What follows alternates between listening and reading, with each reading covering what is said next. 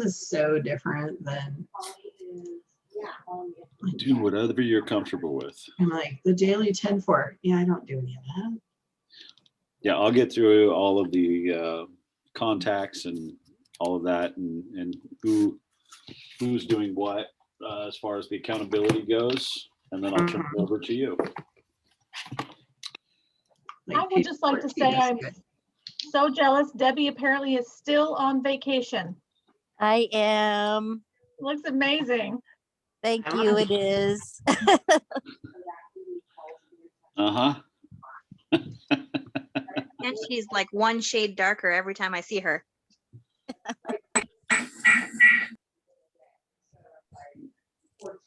Steph, I'm glad you're here. I'm sorry you're under the weather, but I'm glad you're here.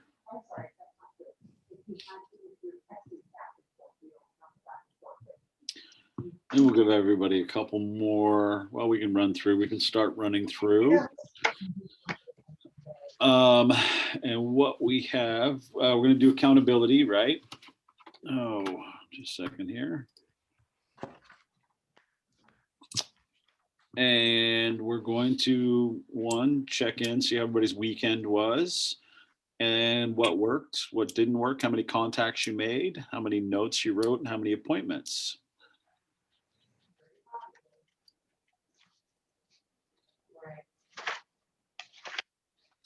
Do we want to start with Debbie since she's on? Might as well. Because it'll be really fast. I was on vacation mode this weekend and I did a big fat 0. Sorry. Seriously. I want to be in the sun. Where are you? I'm in Indio, California. It's about half hour south of Palm Springs. Okay. My girlfriend lives here. So. Very cool. Well, good for you. It's always good to get away and vacation. I can't slam that. So. No, and it's perfect to listen to these classes because it's out in the sun. What better way to multitask? That is true. I will give you that. That is true. You're here, even on vacation, so that's right. Good. Vacation attending says a lot. So perfect. We're going to go to Abigail. Well, I have been really bad about my contacts, so I have 0 contacts that are new, but my daughter really helped me out with my notes because I've written a few, but I haven't mailed them, and she pulled a bunch of stamps and stuck them all to my hardwood floor. So I picked them all up and stuck them to my envelopes. I was like, okay, I guess I'll mail these today. Thank you for encouraging me, Coraline. But I had my first real meeting on Sunday, and I have another one scheduled for tonight with somebody else, both buyers. And I really feel that the one I had yesterday will be under contract this week. So I'm really excited about that. Oh, very cool. Very cool. Well, congratulations. That's awesome.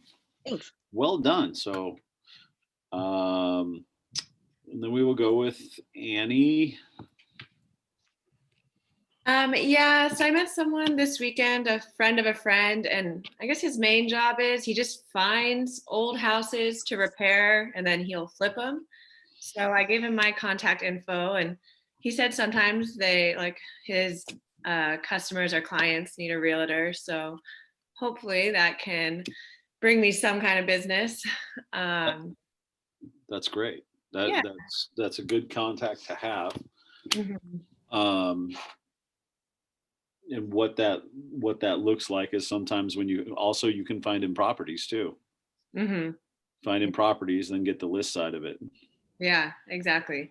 So fingers crossed something comes from that. Very cool. And then we have Chelsea. Hello, sorry about the cartoon in the background. I have one watching a cartoon while I'm on class and one doing school. I have done 5 handwritten notes today. I have been back and forth with an agent with a coming soon listing that my buyers had sent me today, and it looked like they weren't going to do. It's really interesting. I feel like I'm having a lot of good learning lessons on the buyer side with figuring out how to interpret the the way that listings are worded, sometimes it looked like they were only doing opens, coming soon. And then they were going to do opens only on 3/7 from like 10 to 12, but then they wanted offers by 5 p.m. So I reached out to see exactly what that meant. I just thought it was best to go directly to the agent and ask if that, there's no other appointments available beforehand. But she said she would pre-book an appointment for me, which is awesome. That's like a huge win in this market at this moment, I feel like, after losing out on the last one. Anyway, so I've just been dealing with that today so far, and I haven't got much farther than that, but I felt like that right there was just a huge win. So also, since I will be selling my own house and listing it in the next 3 months, I feel like all the companies that I'm using, I'm really trying to incorporate them for them coming out doing work on my house, and also advertising as I'm doing that I'm an agent, I'm in the area. So I prepared a lot of cards and appointments for those where I can kind of exchange with them, and hopefully some of that contact will help out as well, meeting new people. Are you staying in the area when you sell your house? The plan is so far to stay in the area. We will hit our 2-year mark July 5th. So I think I'm going to list the 1st of June, which by the time that closes will be our 2 years as far as taxes go. We are planning right now to stay in the area, but we're kind of just up for change. So we moved here 2 years ago, and we've had a really extremely rough go. So we may just rent something and not own a house for a while, or I don't know, we don't really know what we're doing yet. We're just kind of trying to alleviate some of the stress. My husband's in the restaurant industry, and COVID has just taken such a toll on like his stress factor. So that's just really coming into play in my life right now. So we're just trying to alleviate some of that. Very cool. Greg, well done. Hey, so I've actually been really sick the past week, so I haven't done a whole lot, but I have been able to manage to use the time to get a lot of my training done that I need to do, and a lot of reading too. And I do have actually 2 meetings later this week with 2 different mortgage brokers. So that's kind of been on my list. I was supposed to do last week, but since getting sick, I wasn't able to do and had to reschedule. Okay, well, very cool. Good, glad you're feeling better and glad you're with us today. Yeah, I'm getting there. Let's go, Jeff. Do you want me to tag in for him? Sure. All right, since I have numbers for both. So Jeff and I did 6 contacts, added 2 people to command, and had 1 appointment. Our social media has been getting more traction, and we had a really good Facebook post. We're tagging kind of local vendors. We're doing like a local love every week post. And we got an artist who's collaborating with Viking Braggot Brewery here in town. And they commented and liked our post. And so that's getting a lot of traction.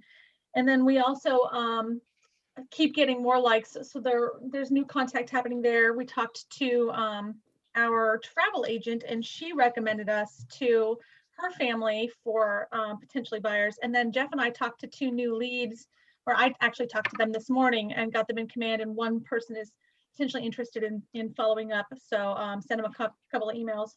So we're getting some things taken care of. But your first question was, how was your weekend? And we had a really nice weekend. We actually went out and saw some sunshine, like actual sunshine. I might have even gotten a new freckle. I was pretty excited about it. And then this lunchtime just finished. We went out in the yard and did some weeding. Yay!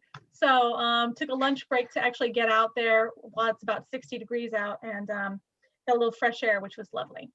Love it. Way to go. It's important to get up and take those breaks and walk away from it and then come back to it refreshed. Yeah, Julie. and some physical movement was great too. Hi there. So I had a seller appointment, and she wants to buy and sell. So both ends on that, and that's going to be in April. I have 3 new buyers that I'm working with, and I'm also helping a past buyer do some refi on his property. How many people have thought about talking to their sphere or database about interest rates and refinancing? I just saved a client $550 a month. Just basically having a conversation of, hey, you might be able to get mortgage insurance down. If you've been in your house 2 years, you're probably looking at 20%, or if not close to, with the down payment, maybe reducing or actually getting rid of your mortgage insurance, but also dropping your interest rate. It's a great conversation piece to have with your data and your sphere. Okay. Well done. Kel.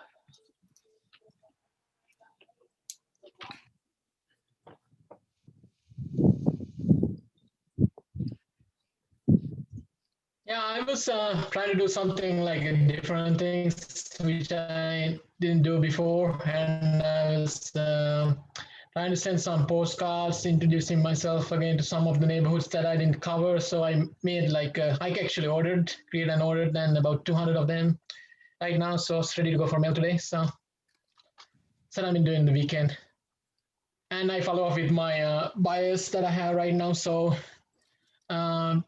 We saw a few properties, but they didn't like it so far. So we'll see. Love it. Way to go. Christina. Hi. Hi. How are you? I'm right here. Sorry, I'm in the car. Wait, which one? Oh, we Sorry. got two. Oh. There's Oh, two. yeah. There's two. Christinas? Oh, I'm gonna let you go. Christina, go ahead. The one in the car. oh. Okay. I'm feeling a little scrabble brained today. But so I have one new buyer, and then one new buyer appointment tomorrow on Wednesday. But it's actually a buyer seller. He's also selling. So I wasn't sure. Well, I was just going to approach it like, instead of meeting me at the office, why don't I just meet you at your house? I can get you a CMA and then we can talk about your buyer need, your home needs. So I don't know if that's like too pushy or. No, absolutely not. He's going to want to know the value most likely. So well done. Yeah. So that's going to happen Wednesday. And then I sign up for Brivity, because I'm so loaded with my no deals that I've closed. But I feel like it was a good investment because I love the organization factor of it, and it works with Command. Okay. So I'm hoping that I can feel a little more organized when that gets going, which will be like this week. Perfect.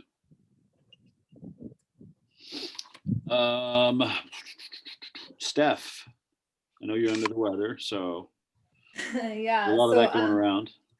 I met with my buyer's lender this morning just to check on progress. They're probably about 3 months out from being able to qualify. So they're on a kind of a credit repair program. So just kind of checked with my lender there.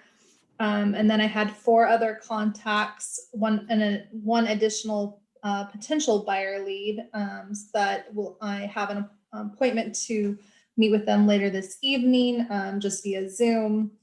And then added 2 people from that to my database. Very cool.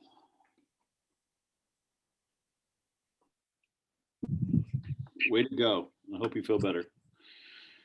Well, let's see. How about the other Christina?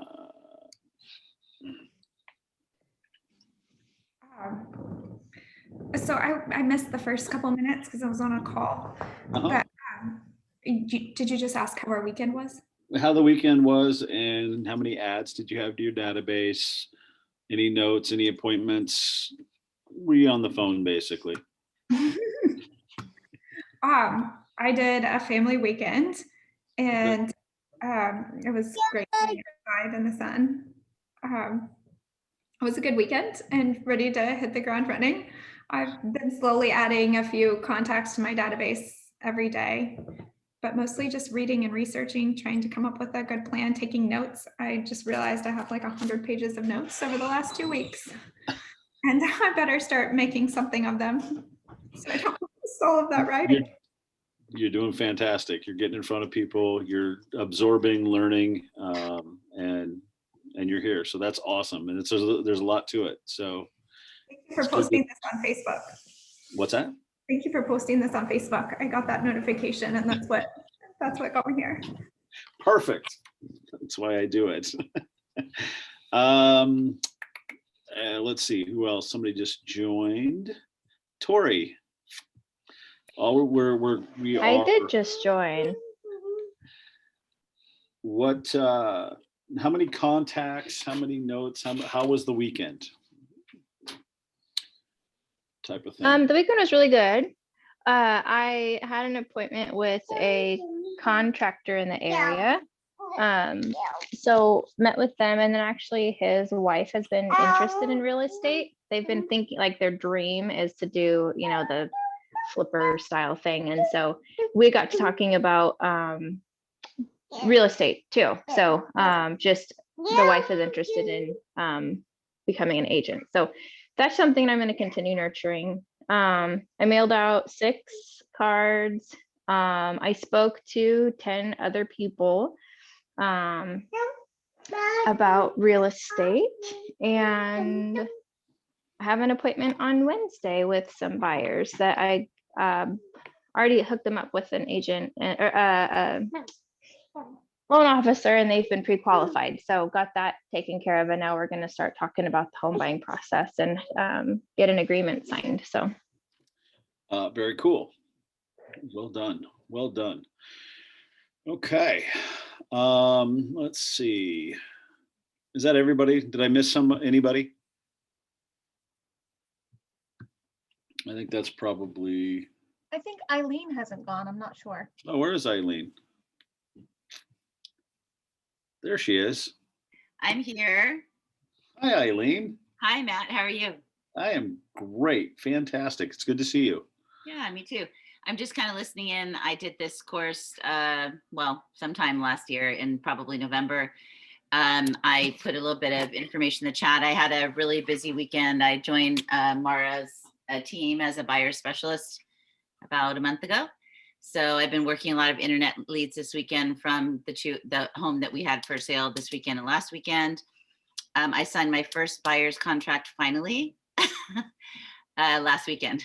So I was really excited. I mean, not to, just to have the relationship, but they need to get financing as well. So they're working on their credit with Homebridge right now. And I have shown a home to a gentleman last week and showing another one to him tonight. So just plugging along, and some days I feel discouraged and some days I feel up. And so I just keep plugging along. Yeah. That's amazing. That's awesome. And congratulations on joining Mara's team. No, thank you. You're in good hands. I think that is awesome. So who, let's see. Holly, are you ready? Always ready. Always. And nobody asked me what happened to me this weekend. I was going to say, do you want to report? I worked all day Saturday, and yesterday I delivered baby goats. What? And then I played with baby goats. And then I played farm girl all day. You delivered baby goats? You didn't make one to my house. I would want one. I posted pictures on Facebook. They're absolutely adorable. And I now have 8 baby goats. What kind of goats are they? They are Boer Nubian crosses. Cool. And they're adorable. How fun. And there will be wine and goats at my house this weekend. Goat cheese or goats? No, goat holding, goat cuddling. That's awesome. So we did that 2 weekends ago with the first set of babies, and now there's 8 little turds running around. So it's, like baby goat yoga, but without the yoga, we'll just go to the wine. So they just keep multiplying. Well, all the moms have now had their babies, so, Yay! I had to, send an addendum while babysitting a mom that was giving birth yesterday. It was super. I was going to say, and this is what real estate allows you to do. That's right. Sure. Multitask. Yeah, it allows you to create more work for yourself. There you go, right? It gets us to think big. And I so want a baby goat. You're so cute. I should graph for you. see if I can pull it. What would your wife think about that? Baby goat. Yeah. She wants one too. Oh, good. Okay. Okay. We have blackberry bushes, Oh, they're perfect for that. Like, look at this. right? Look at that. Oh, How can you say no to that? you can't. Like, my clients love this stuff. Like, let That me is see here. Like, awesome. oh, that's the wrong one. Hold on. That was a freshie. Oh, Like, he wasn't looking so pretty in that picture. I feel like animals are such a draw for clients. They're so wonderful. So my house was a revolving door of clients this weekend who came to see the baby goats. Cool. Here's another one. Aw, they're awesome. Yeah. So these are all on Facebook, and yeah, Nice. I have a regular petting zoo going on at my house right now. And so clients have been coming and bringing their grandkids and their kids and petting baby goats and petting the miniature horse and feeding them treats. And it's a good marketing ploy, if nothing else. It keeps you in touch with your people. well, I want to ask a question selfishly before we start. Is you have skills as being a top-notch negotiator. What are you finding in this market? What's helping the most? Well, so I was in a multiple offer situation all weekend on a property in Bend and ended up, 100,000 over list price. Oh my God. And I probably sent that agent 5 different sets of emails, etc., with more supporting material based on their the buyer's bank account. Had them go to a second lender for a second pre-qualification. I jumped through every hoop imaginable, including sending her pictures of the baby goats to win that deal, and finally got it. But I seriously, so my buyers were qualified with Keller Mortgage, and I was not too thrilled with the pre-qualification letter that their broker had sent. The KW Mortgage pre-qual comes from underwriting, not the actual lender, like mortgage broker. Yeah. And on it, it says, what has been received in writing and what has just been verbal. And although my clients are super, super well qualified and putting 50% down, their qualification letter did not look very strong. So when I sensed that from the listing agent, I had them call one of my other lenders, like a local lender, and get qualified with her too.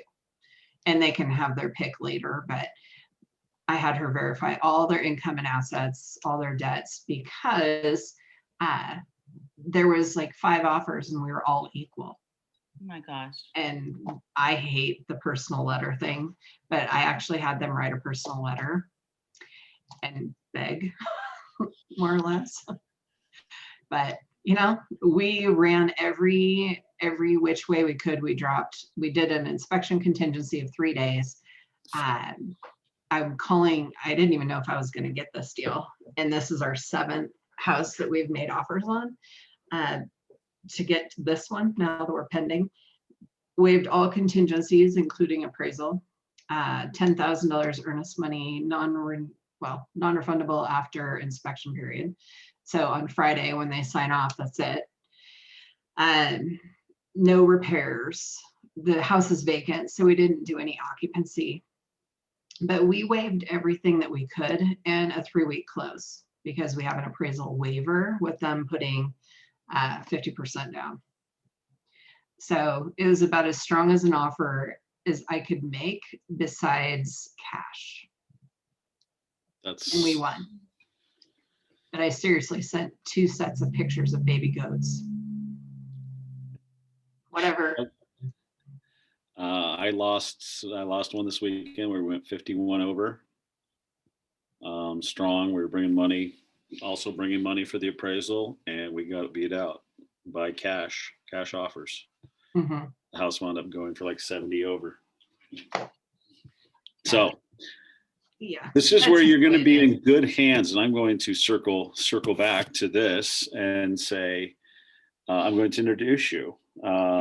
So everyone, this is Holly Cole from Keller Williams, Central Oregon. She is the 2nd highest producer in Central Oregon, running a successful team of 7 Been in the business since 1999. She has sold on average 200 homes with a median price of $420K. She's active in her community, a mentor, and coach to her team members, and as well as other agents, regardless of what brokerage they hang their license with. Tell me more about that. I help all sorts of people. Do you? That's awesome. I do. So I get a lot of calls from brokers that maybe belong to Competition. lesser involved brokerages that will call just for help, like especially if it's new construction or negotiations, because I've just put it out there that I'm always available and I'm willing to help people, because in the end, it makes my life easier if I'm getting offers that are written decent from people that I don't have to just reject. And so I have a very open door policy with that. So if somebody has a question, they can always call me. Love it. And she will type her information in the chat box later.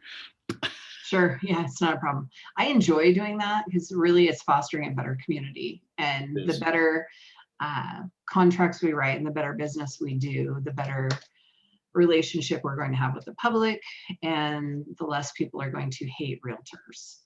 And if we all go at it from a very professional spot and we handle it that way, you know how often you hear, well, you guys make all the money and you guys get paid too much. Well, it's probably because they don't know really what goes into it, and maybe they've had a bad experience from a previous realtor who didn't do their job, because real estate school does not teach you how to do the job.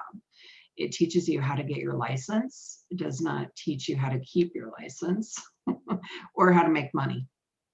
So true. So true. That's what we focus on. And if we can create better agents, then we're a better community, and there'll probably be less complaining. So I'm excited for this class. This is Close the Deal, and I'm going to turn it over to you. You have hosting capabilities. Okay. Do you guys want to go through this PowerPoint presentation or skip it? Or do you want her to give the expertise? Entirely your call. Lots of great information. Is there lots of great information in there? From your standpoint, you've been doing, I mean, let's do this. Let's do screen sharing.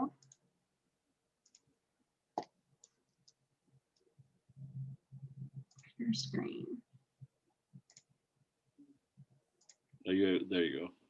Okay, so we'll skip to this and just kind of bounce through it real quick. So did it start on one? It did. So we are in Close the Deal, and we're going to assume that you guys have already been through enough negotiating classes and how to write offers and all of that. We're going to skip this Ignite stuff because I'm sure everyone here knows that. We did that. Most important thing you can do is contacts. Okay, this lovely screen, making it happen. Knowing the process, systems equals success, and seizing the golden opportunity is probably the biggest thing on here. And then, of course, everyone likes to get paid for all of our efforts. So this was probably the most important screen that I saw in this entire PowerPoint presentation that they've created. And this process has lots of variables, but when we're working with contracts and hopefully getting you guys from doing 1 deal a month to 5 and 10 deals a month, having a system in place is key. It allows you to scale your business. If you don't have proper systems, you can't hire people, because you're not going to be able to lead them through. And what happens, and I'm guilty of this too, is we keep so much stuff in our head and we aren't delegating properly. So creating this process from day one and then being able to assign the tasks. So all these different things, all these different activities equal tasks. And I'm not 100% sure on command how functional that system is. Has anyone in here tried to run a transaction timeline through command? Trying to scroll and see everybody's faces. No? Okay. So there's a lot of different systems out there. Supposedly command is going to have this capability soon. And really there's no right or wrong answer to how you do it. You just have to do it. And right now, even in my office, we're trying to switch over to a new system that uses a phone app that I can see from anywhere. And I'm looking at paperless pipeline. I've tried Brevity before a long time ago. It didn't work for me. So we're going to try paperless pipeline. We have a demo this week that we're trying to do. Because for me, when we have 30, 40 deals in escrow, I can't keep it all in my head. And I need to be able to know that all the different tasks are being done. So whether that is an Excel spreadsheet that's free, you don't have to pay for that, or on Pinterest, you can go on there and get different task lists and checklists. There's a ton of information available out there. It's just hitting all of them and keeping them in order and meeting all of your timelines. That's probably the most important thing. So on here, I don't know if you guys can see that. Okay, so on here, let's say that you get to this lovely offer part and you get it accepted. So if it's rejected, if you have a rejected offer, I know you guys still have to upload that into command and file your paperwork. And I like to have a dead file where maybe it's dead files at gmail.com or something. It's somewhere that I always know I will always have a copy of every deal I wrote, whether it went forward or not. So that is something that every office does a little bit differently, I believe. But I know they do want those uploaded to be brokered, even if they are a rejected offer. So once you're through counter offers, and I'm trying to find you guys again. I lost you. There we go. Okay. So with counter offers and the back and forth there, and you finally get an acceptance, the first timeline that we have is the actual physically, inspection of the home. So hopefully at that point, you guys are scheduling inspections right now, even prior to getting an acceptance. I will schedule the home inspection so that I can get it in. I know how quickly I can get the inspection and if I can shorten my inspection period, because in today's market where some people are coming in with 2-day inspection periods, I just had one house where I had over 20 offers. Half of them had 10-day inspections. Some of them had 2 to 5, the other half.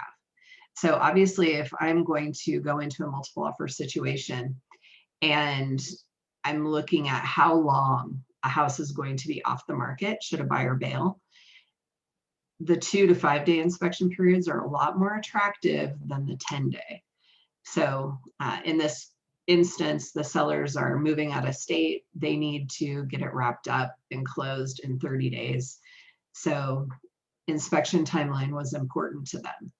And also in today's lovely multiple offer situations, just because you have 2 super, super high offers come in and those get accepted, and maybe you chose to take a backup position, which I would always do, doesn't mean those are going to stick. So on this house, the first 2 offers were cash, both bailed.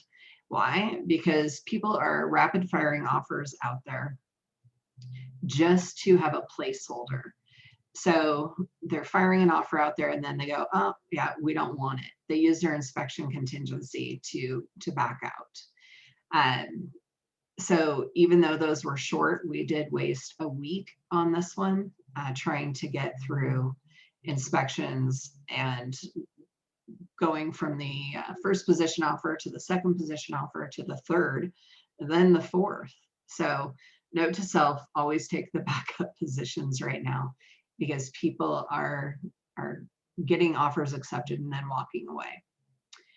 Hey, Holly, can I just ask a quick question? What's the best way to be able to offer that short inspection contingency timeline? Is it really just having a stable of inspectors that you've built relationships with that you're, well, at least hopefully going to be able to get one out within 2 days? Because that seems hard. Call them and I would reserve one.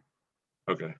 I would reserve one and say, hey, I'm writing an offer right now, and I don't know if I'm going to get it, but if I do, what's the quickest you can get me in, and will you hold that for me for 8 hours? Okay. Or whatever the offer deadline is on that, because most everybody right now is posting their offer deadlines and their response times, and just say, hey, I'm going to know by this time. And honestly, if you're in good communications with the listing agent, you're probably going to know prior to getting anything writing what your odds are. Because if they just tell you no, and if you've done a 3.5% down deal and you're, unrealistic on an appraisal or something, they're just going to say, I'm sorry, that's going to get rejected. Yeah. Or they should, because I'll tell you, I tell people, like, hey, I'm not going to waste your time. Your offer is going to get rejected. Keep looking, so that they're not missing out on another home. But I reserve inspections ahead of time so that I can tell the agent. So when I write my letter or my opening email, let's call it, along with the offer, I just state, I've already got an inspection lined up for Monday at 9 a.m. I'll make this real easy on you, seller to do no repairs, blah, blah, blah, blah, blah. But I reserve inspectors ahead of time, and I'll call around and find one. Because there's a lot out there. Yeah. We just might not know them all. Any other questions on scheduling inspections? Okay, so let's say I was able to get an inspection today at 9 and I went pending on a house yesterday. We still have to allow some time to get that inspection report back and negotiate anything, if there is even an opportunity for negotiations. So a lot of times right now, it's sellers to do no repairs. That doesn't mean that you don't go back and ask for a credit for repairs. Let's say, they find $10,000 worth of stuff. You can always go back and ask for a credit to closing or a discount on the sales price. And more than likely, the listing agent at that point, hopefully you're far enough along and everyone's motivated enough that they'll take it. I know I do. I always push people to work through it, because your first offer that sticks is probably your best offer. So we try to keep those held together unless they're absolutely ridiculous. And then you just tell them, sorry, but that's not going to work. I think we're going to have to move on. And sometimes buyers come in, especially a cash buyer, will come in and think, oh, well, I'm going to make this offer, $50,000 over, and then I'm going to ask for enough credits to get it back down where I'm comfortable with the sales price. And I've got one of those going right now. I mean, we're supposed to close today, and the last contractor's leaving probably right now. So crazy stuff out there, but just be very cautious of your timelines, and make sure that the inspector can actually get the report back within your allotted time period. Or maybe you're hopefully going to your home inspection and you'll know at the end when you chat with the inspector what you're up against. But don't be afraid to ask for, a credit if there's enough repairs there that warrant it. Or if your client is super handy and they're fine with everything, sometimes they want to fix it themselves so that they know it's fixed right. And personally, I have a seller right now that I looked at his handiwork and recommended to the buyer that they ask for a credit and not have him fix what needed fixing. What he had done needs removed and redone. And you got to be honest with people. I think that's all they ever want. Oops. Let's go back to that chart. I don't know what I did with it.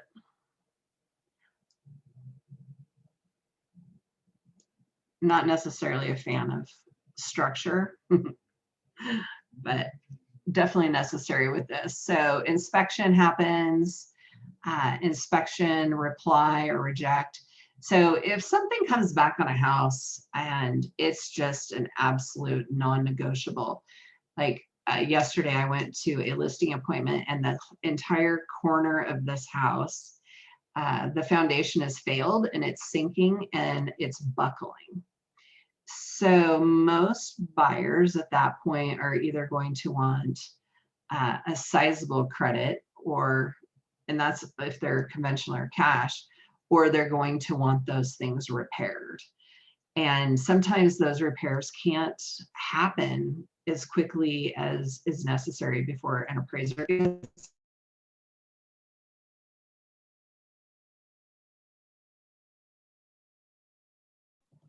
Your sound just cut out.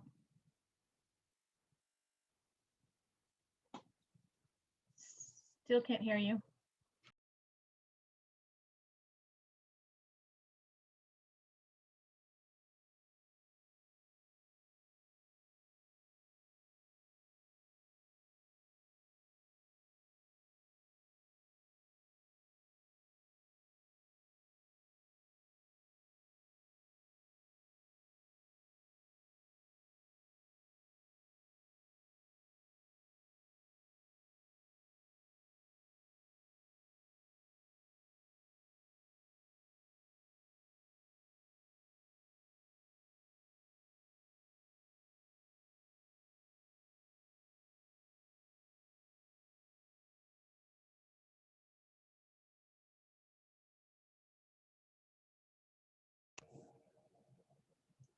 Now?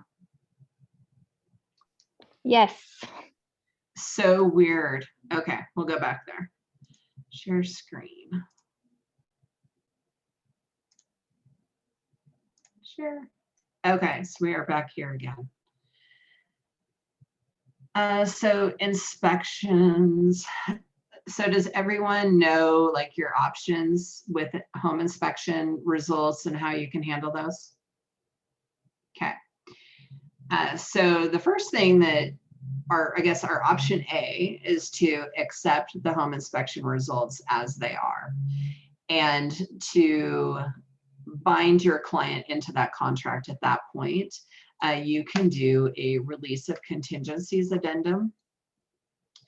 And at that point, you're removing the inspection contingency from the transaction, and they're no longer able to terminate the transaction based on inspection results. Personally, I really like to do this in some instances. If you have a super squirrely buyer that just keeps looking and they have this inspection contingency, one way to get them to narrow their focus back to the property they're pending on is to remove their ability to terminate and to get people, to get a listing agent to sign off on some repairs. Sometimes I'll say, okay, well, if you guys do this, you know, maybe it's credit $2,500 to closing or replace the roof and $5,000 credit to closing. If you guys are willing to do this, we will remove our inspection contingency. And especially if someone has a longer one, that's a real good way to get people locked in, is to remove that contingency. And there's an addendum for that in your ORF forms. It's removal or receipt of contingencies. Removal of contingencies or receipt of information form. I don't remember which one it is, but it's in there. If you don't want to use that one, you can just use a regular addendum and remove your inspection contingencies. Option B is to ask for repairs. And most of the time you're going to do that in the form of a buyer's repair addendum. And I think we've gone over those before. You know, that's your second opportunity to negotiate terms and dollars on a contract. And always remember that a lender does not want to see a repair addendum. So if you are asking for a credit, you can ask for it in an inspection or a buyer's repair addendum, but you're going to say that addendum, buyer to receive or seller to credit buyer 2,500 towards closing costs as per addendum closing costs, because you want to give the lender an addendum that the underwriter is going to accept and not then demand to see the entire inspection report. There's no quicker way to kill your deal than to give a lender the inside scoop on the house and hand them a list of repairs. Because if they see a list of repairs, sometimes, especially if it's an FHA or USDA or VA deal, they may come back and demand that all of those repairs be completed prior to closing. And maybe it was just a negotiation, but now they know that there's something wrong with this house. And so you want to keep them out of that loop, definitely. So it's okay to have a side addendum that says, this is what the seller is going to do. And maybe they are going to replace a roof prior to closing. And it's okay to let a lender know that, because it's oftentimes that maybe a good thing if they know that. Now, if it's going to be completed after closing, that's probably going to be an on the side one. Just depending how that's going to be handled, because again, they could come back and say, no, we want that done prior to closing. Or sometimes a home inspection comes back so bad that your client may just want to reject it. And at that point, you're not going to do a repair addendum, you are going to do a termination. And on that termination, it's just going to state buyer rejects results of home inspection and hereby terminates transaction. There's lots of ways to write that. And you can point out certain things in it, or you can just leave it at that. But at that point, you are giving the sellers the right to request that home inspection report from you. So it's always your buyer's property, or it's always the buyer's property. They paid for it and they have access to it, and you cannot just release it to a seller, but at that time you're giving them the right to ask for it. As a listing agent, a lot of times people don't want to see that inspection report, or they might want to just see parts of it, because anything that they learn about the property has to be disclosed. So if maybe you are in backup position and you know that the first buyer terminated the transaction based on home inspection results, or negotiations went south, something happened, you should be getting a updated set of seller's property disclosures, because that first buyer terminated for a reason. And when you come in and you're now in first position, if you're getting a set of seller's property disclosures from 30 days ago, they're not up to date, and you need to ask for an updated set of those. And again, if the seller has seen the home inspection report, or the agent, they have to disclose all material defects. If they don't, it's opening themselves up for a little civil suit down the road. Because if they don't disclose something, your client has the opportunity to go back on that later if something big should come up, like a failed septic tank, or we see all sorts of stuff, leaks that weren't disclosed that the seller knew about, and there's maybe rotted floor joists or something, and maybe you guys didn't opt to do a home inspection and you didn't know about that issue and it was not disclosed to you. But if you can prove it later on, you don't want to get into that sort of mess. Just don't. So disclose, and always know that you need an updated set of seller's property disclosures. Really, those should be done at the point a property is listed. If I have listed something twice for some reason, maybe it was on the market last summer, they decided to pull it off because of COVID, and then we relist it in the fall, I make them go back and redo the seller's property disclosures, even if nothing has changed, so that it has a new date on it, so that they have disclosed everything they know about the property the day I list it, or the week after, the day we get a new contract. So that that's up to date, and it's your job to coach your buyers through this and cover your sellers' butts on these things. So it's just super important to keep everything in line time-wise. Can I ask you a quick question about that? Sure.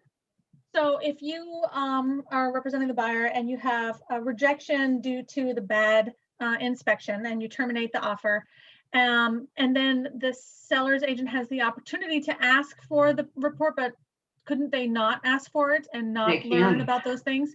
So if you are the next buyer in line, you wouldn't necessarily know if they had been informed, and then they wouldn't necessarily have to do a new disclosure, right? Correct. So you just kind of infer that as the next runner-up buyer, that if you don't see a new date, that they're ignoring it? Possibly.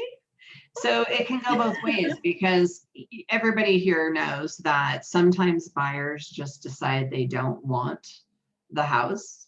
And so they may say that it's due to things that arose in the home inspection. So sometimes people just change their mind and they bail. But as a listing broker, I would hope that they would know if it was something like that, because I always ask people, like, I don't really care. I'm not going to take it personal. Are they bailing just to bail, or was there actually something in the inspection report that we need to know? And I would hope that most listing agents out there are honest and will do that for you. You can ask. This is Jeff. We're in the same room. On that same vein, if you were the buyer's agent and they canceled because of the inspection, do you ever get calls from the backup agent in line that says, why did this not go through? And are you under any obligation to actually give them the answer, or should you give them the answer? Well, most of the time they're not going to know who the other agents are, because it's confidential. So I'll label them backup offer 1, backup offer 2, and unless they're in the same office and maybe talked about it, they're not going to know who the other backup offers are. So most of the time that doesn't come up, but it goes back to honesty and how open and honest the listing agent is, because I wouldn't want to get into a position where maybe the buyer's agent told me what was wrong and I didn't pass that off to the seller. Or if there's something big, I'm always going to at least ask for those pages of the home inspection report, because I'll straight up ask and say, are there things on this house that need to be fixed immediately before we put it back on the market? And they'll say, yeah, well, do you want to see the whole report or just those pages? And I'll say, just those pages. Because I don't want to know like every light switch that doesn't work or every little thing, but I do want to know if there's mold in the attic, or if there's a foundation issue or a cracked truss or stuff like that, that really is a true material defect, not just something small or trivial. But as a buyer, you can terminate based on anything you find. I mean, they might not like that there's dirt on the floorboards in the back bedroom and they're going to have to scrub it. That's their right to the inspection contingency, where as a listing agent, we have to dive a little bit deeper, and it's our job to investigate and know everything we can. But not everyone does. Did I answer that? Yeah. Okay. Any more questions on the actual home inspection contingency and this level? Do you ever just waive it completely? Rarely. Okay. Rarely. Only because if I'm working with a contractor that doesn't care, then I'll waive it completely. Yeah. Otherwise, I want to at least have 2 days to go in there, even if all I do is I have if I can't get a home inspector out there, if I can get a handyman or a general contractor to go out there and do the attic and the crawl space, I'm usually content with that. Okay. Do you find anybody else doing that to make their offers more competitive, or?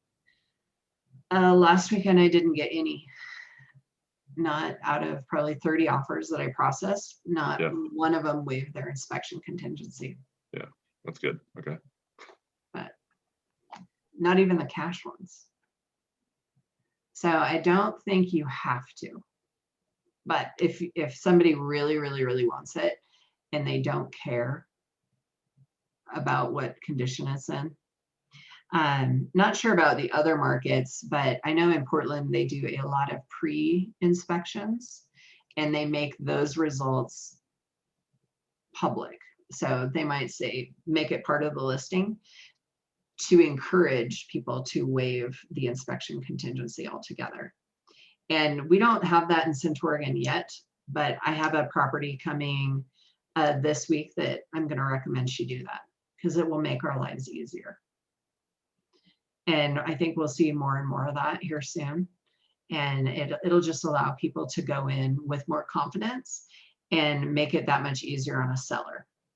Because home inspections done, as long as you're using a reputable inspector, maybe there's an opportunity to tighten up those offers and only have to work with 1 or 2 or 3 instead of 10 or 5. But here, I'm going to throw something else out there as far as backup offers go right now.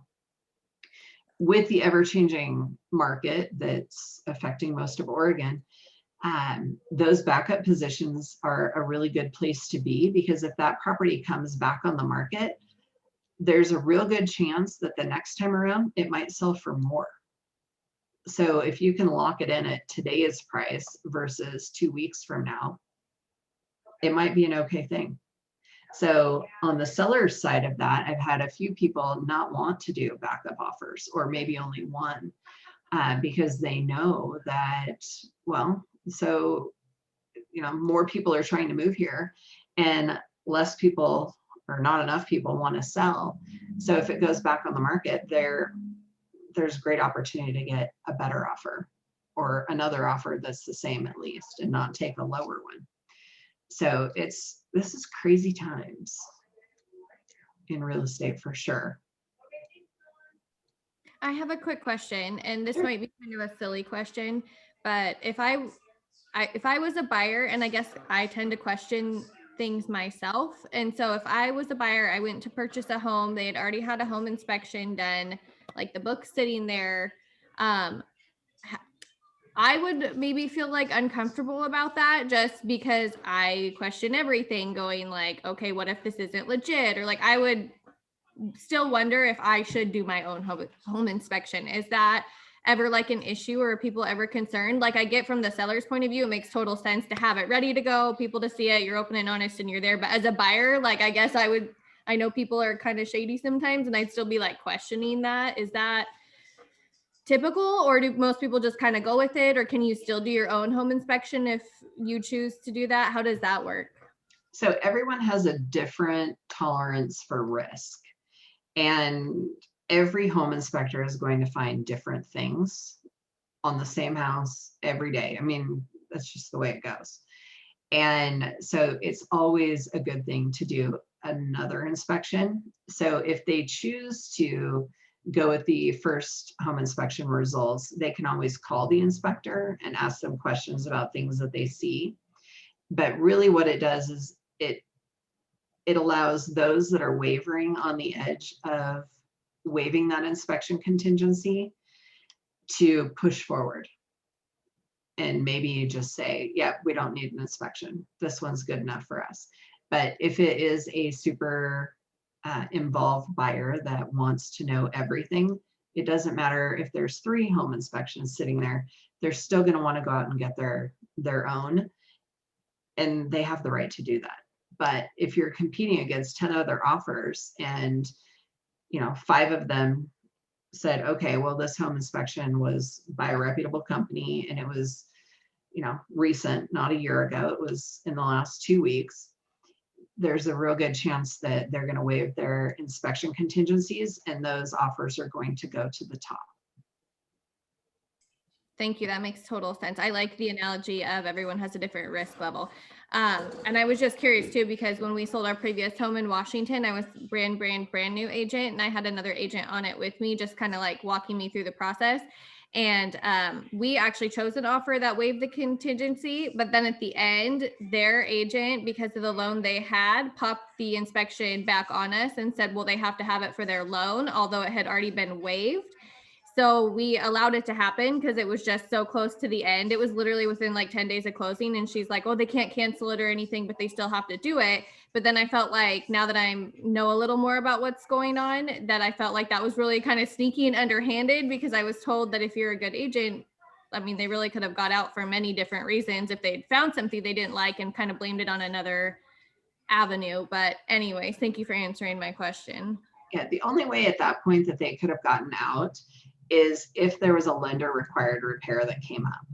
And those are usually like Mid-Oregon Credit Union has a first-time home buyers program where they have to jump through all these hoops to get the loan. And that's the only time that I know of that they actually require a home inspection to be done. And that's just part of getting that loan. Doesn't matter what's on it. But with that, it's Mid-Oregon here. If they do that program, there's one lender here that you have to use their home inspector, and anything that home inspector puts on like a little safety list, all those repairs have to be done. But at that point, you can say, well, that wasn't our fault.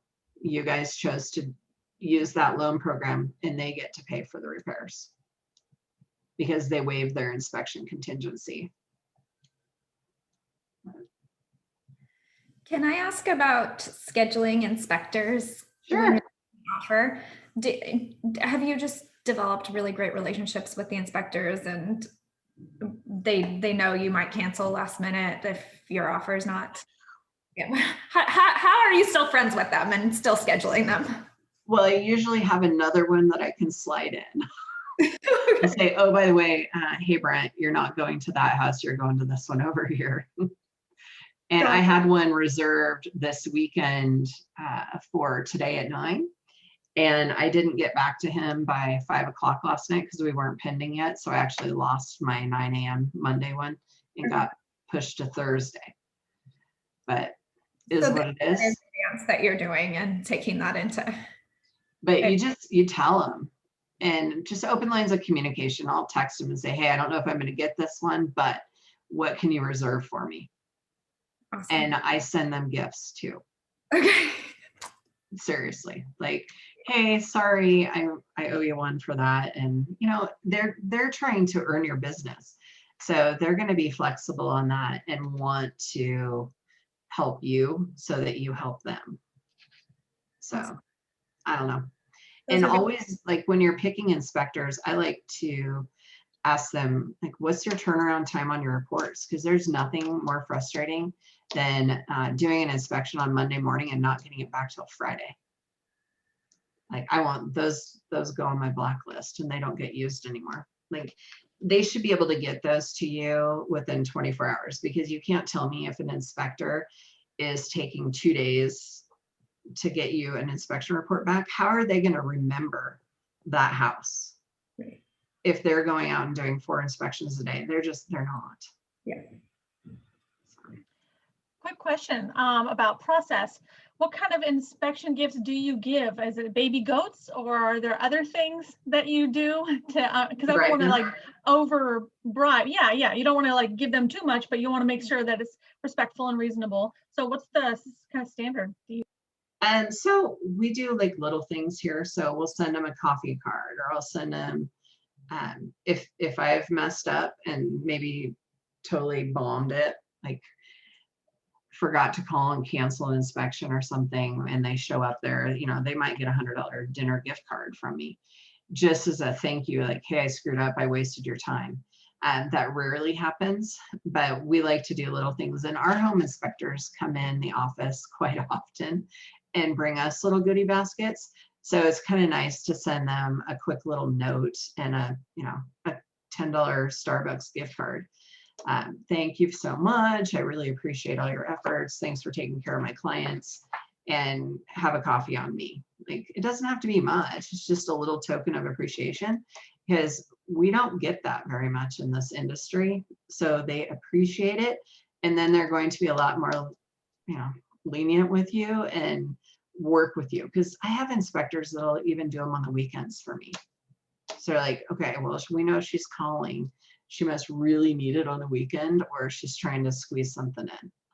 So they're usually pretty good. Just, sorry, one quick question about the inspectors before we move on. In Washington, I think it was more on the clients to schedule the inspectors. We didn't really do that. I mean, we could kind of set up the appointment, but that was pretty much where that lied. And so what I'm finding now I'm in Oregon is that it really is like our job to do it. So like before, we had to give like 3 options or so to the buyers to set up their inspection.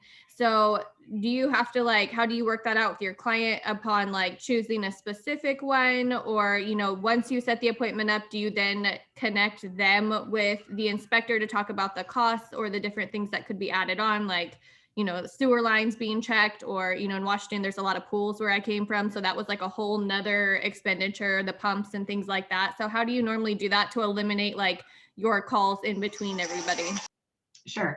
So right now, our market is so fast paced that when I bring a buyer in to talk to them, I give them a list of home inspectors and I tell them to go research them. They can research them online. They can look at their websites. They can go to Yelp. They can go to Google. They can go research the home inspectors, because things have changed so much this year that if you have a menu of things to make your offer stronger, and you can put that on there, that you've already interviewed your home inspectors, which ones you're going to call, and you give them that list up front so that they've already done that research, and it allows you just to shorten up that inspection timeline.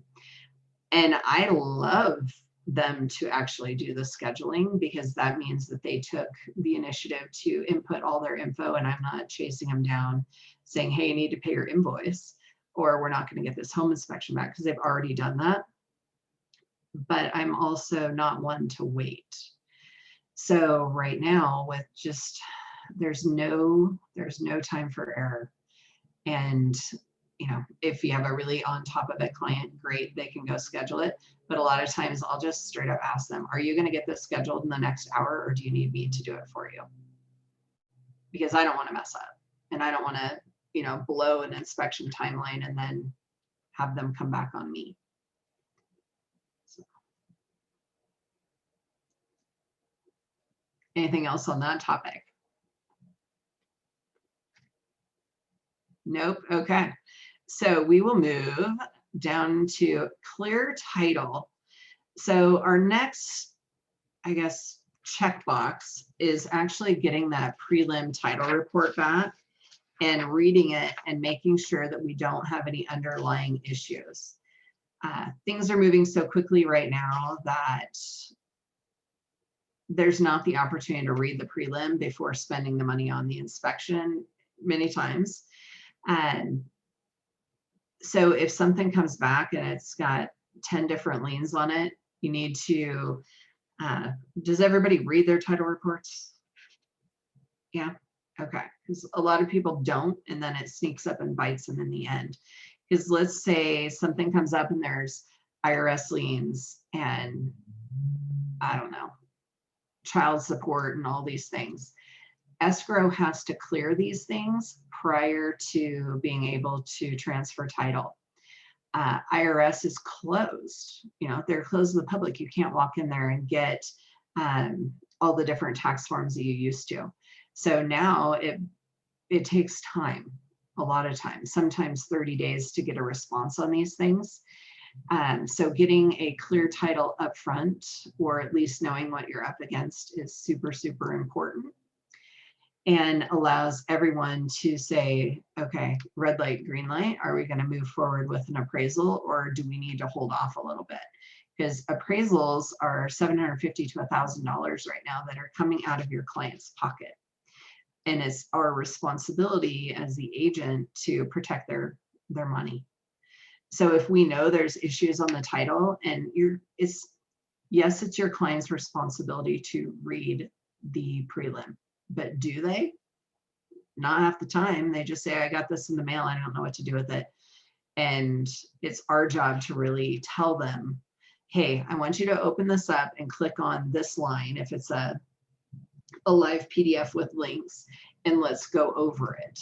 And this is another opportunity for you to build a relationship with your client. And that's this whole process. And I don't know what they called it on here, but it's like the golden opportunity to provide excellent customer service from day one. And it's being proactive and teaching them what they need to know instead of being reactive and just dealing with the problems as they arise. So I like to call them and go over the title report and just say, okay, here's what this means. Here's what this means. And, prorated taxes and tax liens and irrigation information stuff. All the things that you see on a title report that might raise questions, because a lot of times they don't know. I'm looking at someone right now, and I'm going to lower my voice. She and her husband bought a property that has someone else's septic lines running in their pasture.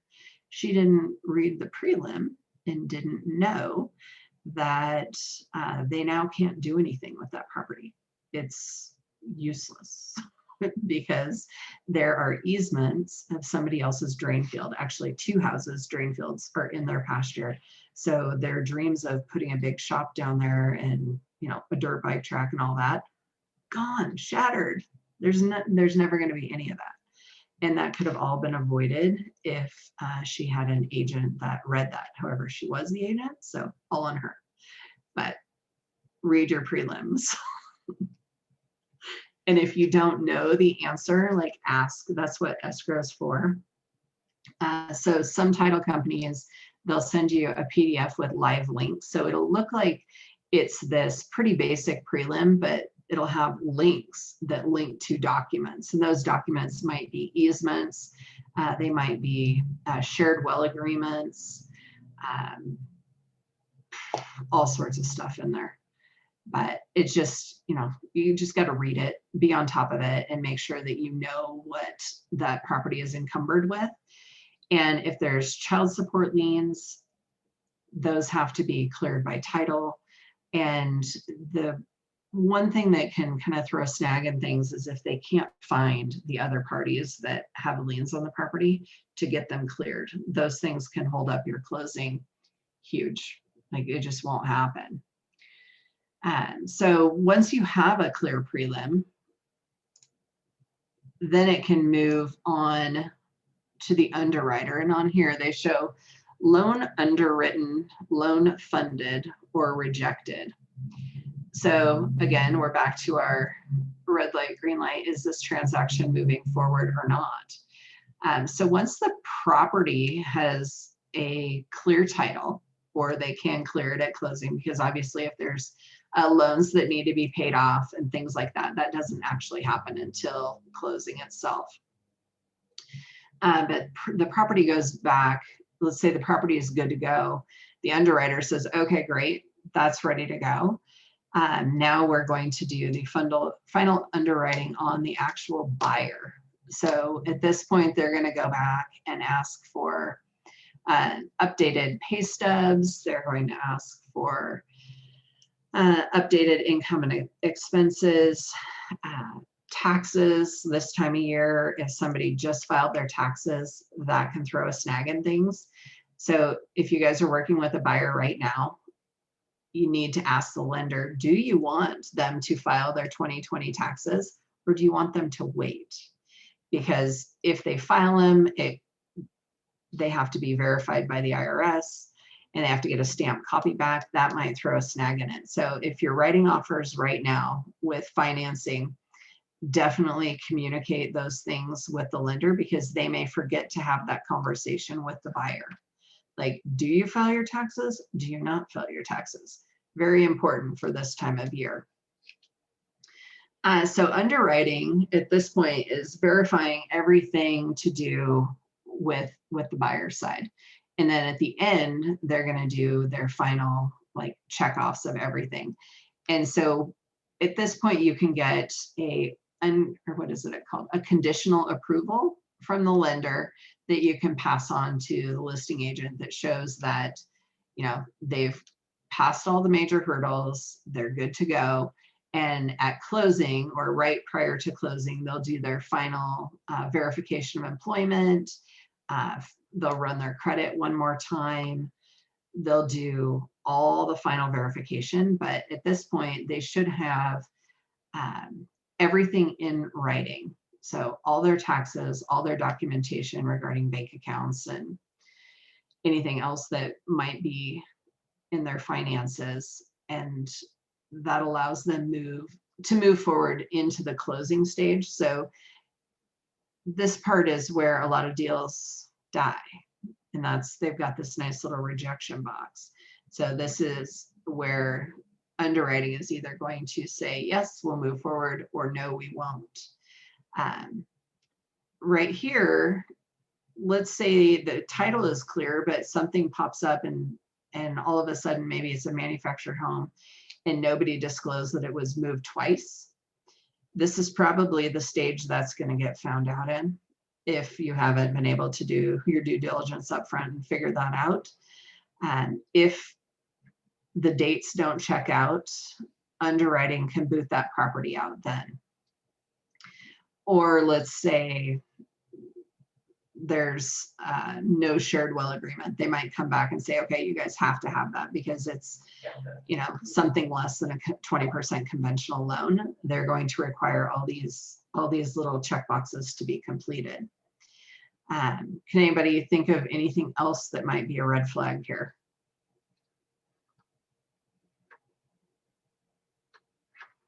Like, how can a property get rejected? Jeff says appraisal. Yep, that's part of this too. And like legal lot of record, appraisal is probably the biggest one we're up against at this point, just because the appraisers are using comps that are 6 months old. So on average, what do you think prices have done in the past 6 months?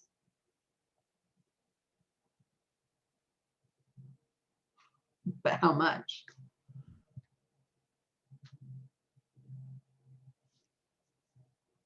I thought Julie was trying to talk. Jeff says 10 to 15%. Okay. So let's go back to one I had last week. It was a townhome in Eagle Crest. All the pending and active listings, which there aren't any actives, are at 360 to 400,000. We came in we were pending at 370 on one.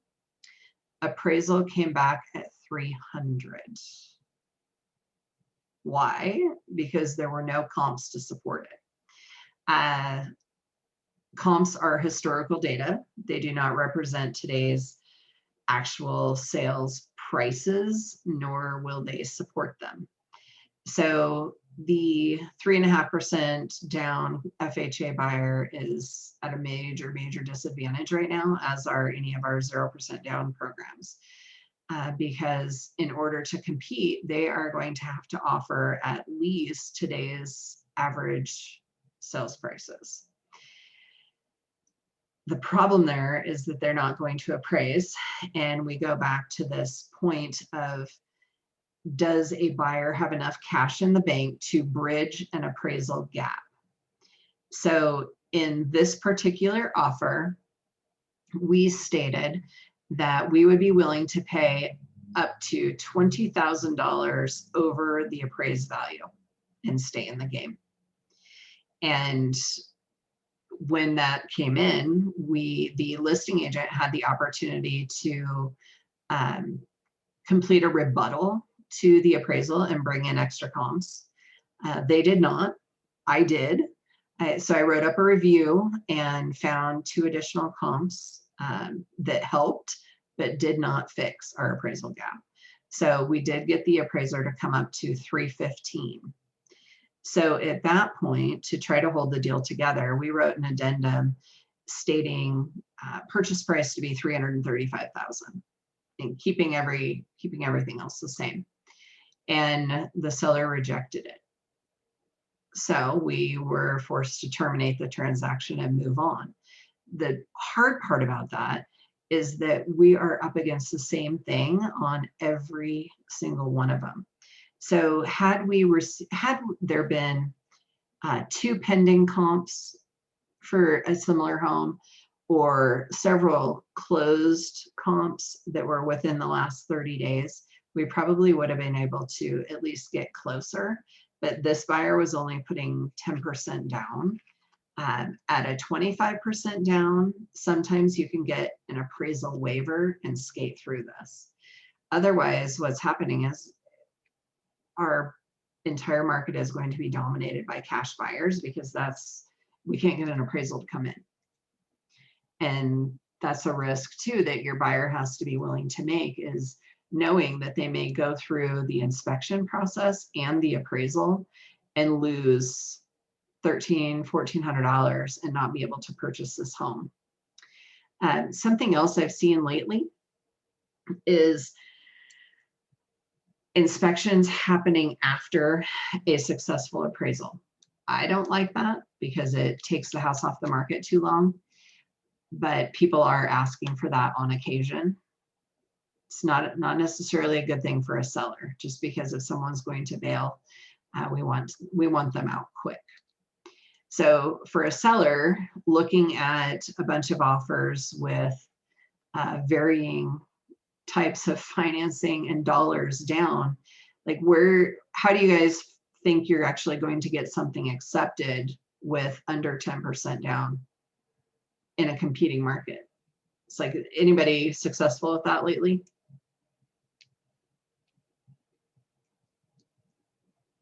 No. Okay. It's really, really, really tough. And this is where we become counselors and really have to walk our buyers through this. And I bring buyers in every week, and we do pretty much a mock purchase, and we go through all these steps, because they're going to get super, super frustrated with their inability to even get an accepted offer, much less get down here to this appraisal issue.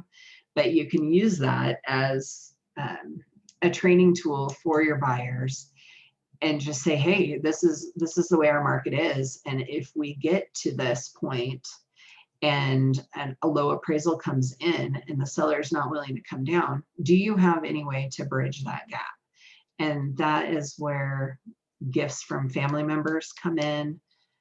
And maybe they have a truck they don't need, they can sell it to bridge that gap. But if you have a buyer and a seller, and the seller wants to sell and the buyer wants to buy, it's where creativity comes in. And hopefully your gap isn't 60 or 100,000, but in Central Oregon, that's kind of where things are at right now. And it's guiding your buyer through those risks in hopes of actually landing the house in the end. Let's see. So let's say that we've gotten through all that. So we're through all of our hurdles and through underwriting. Appraisal's back good, everybody's happy. They have a little box here, other escrow instructions. So any idea what that means? No? Okay. So other escrow instructions might be some withholdings for something. Maybe there was a credit for an HVAC repair or something that couldn't happen in time. So we're going to instruct escrow to hold $5,000, or maybe they agreed to do a AC install.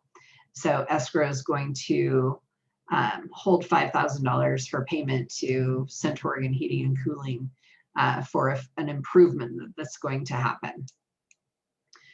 Sometimes lenders require debts to be paid off prior to closing a loan. So maybe your buyer has to pay off, I don't know, maybe they have a child support debt that they have to pay off, or they have to pay off a car and they're incorporating that in the loan. And that is an instance where we would have other escrow instructions. Or one that I did today, her brother paid cash for the house, and we had escrow record a note and trust deed in his favor on a house. So it enabled us to go in with a cash transaction, cash offer, and not compete. I mean, it was a for sale by owner. We actually called and said, if I bring you $500,000 cash, close in 2 weeks, will you pull this off the market? Because it was set to have an open house all weekend. They took it. And then we had to figure out, of course, how we were going to write a note and trust deed and actually do private financing on that for her and be able to record that at closing as a lien, so that afterwards that buyer can go and do a refinance without waiting. So it gets the brother his cash back within 45 days versus 135 days. So creativity. Closing disclosures. Does everybody know what that is? No? Could you Okay. say that one more time? And the next step on their little process here is closing disclosures. Does everybody understand that? We'll assume no. Okay, so anytime there is a loan involved with the purchase or sale of a product or a property, the lender has to submit closing disclosures to the buyer. And does everyone know what TRID is? Annie, explain TRID. You have to unmute yourself. Hold on. Sorry. There you go. Oh, not totally. I remember it from the test. No, I can't explain it. Sorry. So it provides the buyer an opportunity to review and go over every part of the loan docs, all the different terms ahead of time, so that there's an opportunity for them to make changes or reject the paperwork that comes through to them. And I don't even remember what TRID stands for. I know that it was a real pain when it first rolled out, and now it's just another thing that we deal with. So it's just it's a waiting period, a 3-day waiting period, so that no one is pressured. So closing disclosures, oftentimes you'll hear a lender just say, the CD was issued. And what that means to me is that we're heading to the closing table and this is actually going to happen. So the CD is not issued until everything is signed off on and underwriting has approved the loan. So very important part. Next step on there is closing. So once the CD is issued, we're through our TRID timeline. A buyer and seller are invited to escrow to actually sign all of their closing documents. So, as a seller, sometimes they'll sign a couple weeks ahead of time. Sometimes it's the day of. A buyer, theirs is always after the loan documents are sent to escrow and printed out. So once that happens, they'll be asked to go in, sign all of their loan docs, sign any notes, trust deeds. They're going to do all their lovely signing. And then there will be an estimated seller statement and an estimated buyer statement that goes out. And for a buyer, that's going to have on there how much they have to bring to the table to close. So if their down payment is 3.5% and they've already deposited, let's say $5,000 in earnest money, that's going to come back as an adjusted amount that they have to bring to the table to close.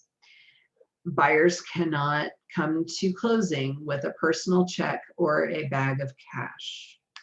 This has to be certified funds, and it's documented from the underwriting side of things too.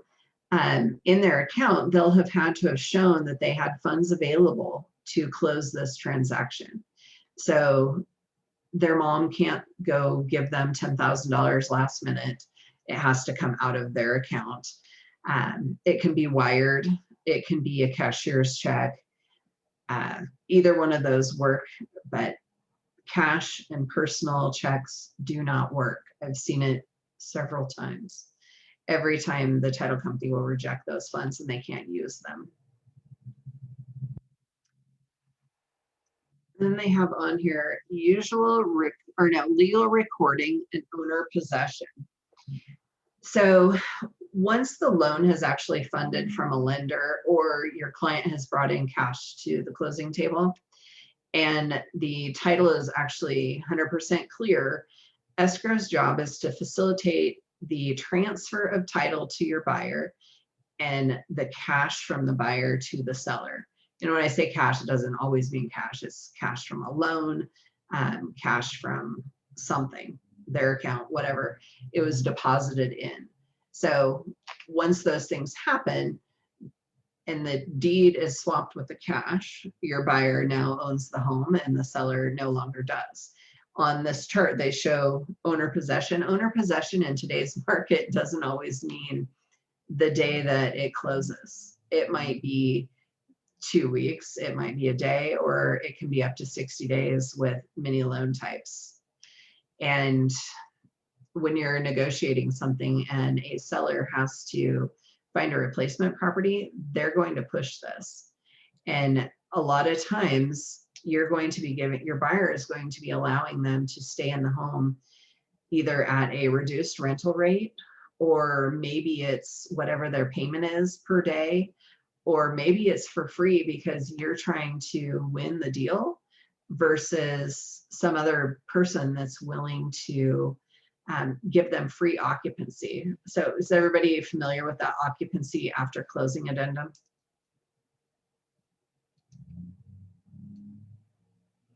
So occupancy after closing addendum allows a seller to stay in a property without creating a tenancy.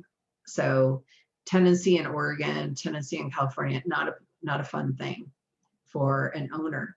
So you're allowing someone to stay there without creating a landlord-tenant relationship. And on that form, it states how many people are allowed to be in the house, what pets are allowed to be in the house. So obviously you don't want them going out and getting a puppy. You don't want to leave any opportunity. So it states in there that they'll have rental or renter's insurance, any liability insurance, how much per day you're charging them, or if you aren't charging them. And you can put things in there. Well, it defaults to the sellers to maintain the property as they have been through the final date of occupancy. So that means that they're responsible for all the utility bills, and they're responsible for keeping things up during that time. If the dishwasher breaks, they're responsible for fixing it. And there's an opportunity in there to state, if something was to happen to the appliances, whose responsibility it would be to fix it. Definitely would encourage you to look through that form and get to know it, because it's a really powerful tool right now in dealing with all these multiple offer situations.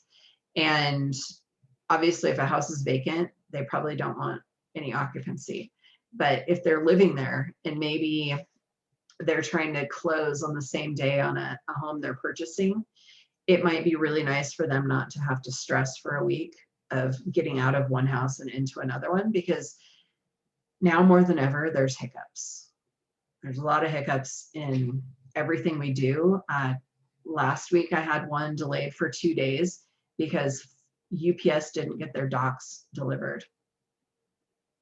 Had I known that it was going to be such a hassle, I would have considered picking up their loan docs personally and hand delivering them to Salem or Portland, wherever that title company was, so that we didn't have this delay, because I had homeless buyers.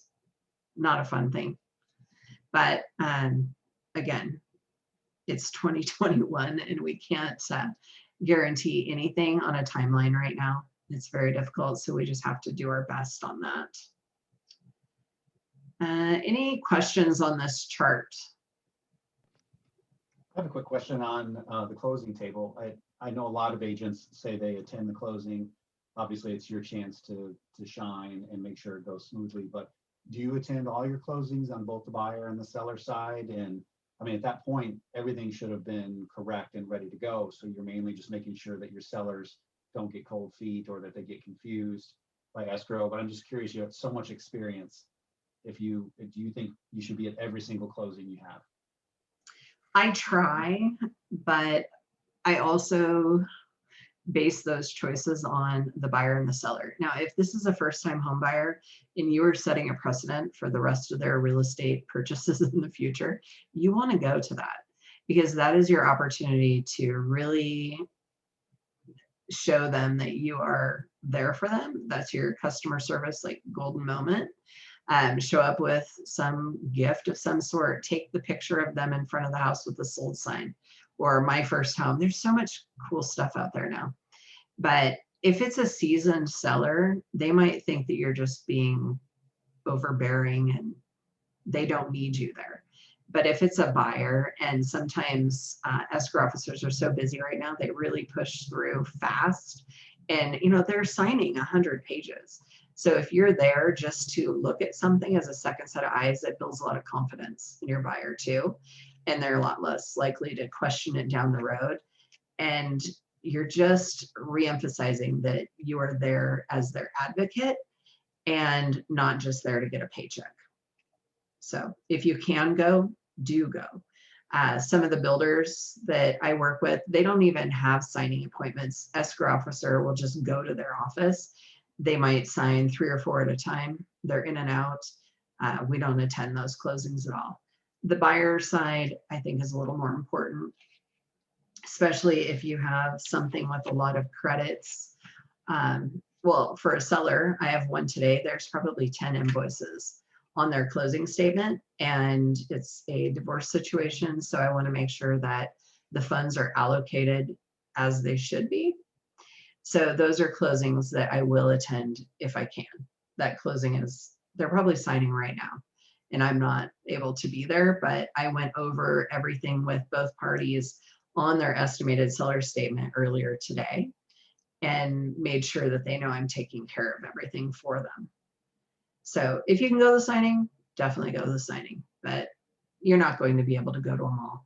And with COVID, sometimes they actually won't let you. Some title offices here, it's the signer and that's it. There's no family members allowed. They don't want extra bodies. So assess that up front. And I think if you set that expectation with your buyer that, hey, I'm going to be sitting outside, or I'm going to be available by phone, but I'm not going to be allowed to be in the closing room like I want to be, even though I really don't want to be. Set that expectation up front so that they know, and just be available for them so that if they do have a question, you're there. But being physically there is the difficult thing right now. Quick question. What did you mean by like your clients that are getting divorced and you wanted to make sure that the funds are being allocated properly? Mm-hmm. Is that as far as like a lawyer makes where this is supposed to go and that's supposed to go, and then you're just kind of overseeing that to make sure that it's like in print on the paper for them, and just Correct. To like help them with that? Is that what you're doing when you say that? Yes. So in their divorce, it's this person gets this debt or debt, this person gets that debt, and in the end, proceeds are split 50-50. So I don't want to be the one that gets the call later on going, hey, you let so-and-so have $10,000 more dollars than he should have. So I just make sure that it lines up with the paperwork I was given. and that everyone is on the same page. So one person doesn't go in and sign and think, cha-ching, I win. And then the other person comes in to sign and then refuses, because then we're held up again. That's really interesting. Thanks for answering that. I didn't know that that was even something that you would have to watch out for. So good to know. On a listing side, we do a lot of things that might not be expected. You can be as involved or as uninvolved as you want, but for me, it's more of being there for clients and just making sure that everyone is comfortable with it, because you don't want to be the bad guy. This is where we're supposed to shine, and we're supposed to be the good guy that helped everyone through a really tough time, or maybe they just want out, who knows. But it's our job to be there and interpret the data we're given from an attorney or a divorce decree, or sometimes there will be financial restraining orders that we have to work through, where we actually have to get a court sign off. So we want to have that as a listing agent. I want to have that a week in advance so that I can say, here, Attorney Joe, send this to the court and get it signed off on ahead of time. Because what we don't want to happen is for us to be responsible for a delay and have to buy someone's rate down because their lock expired, or a rate lock extension.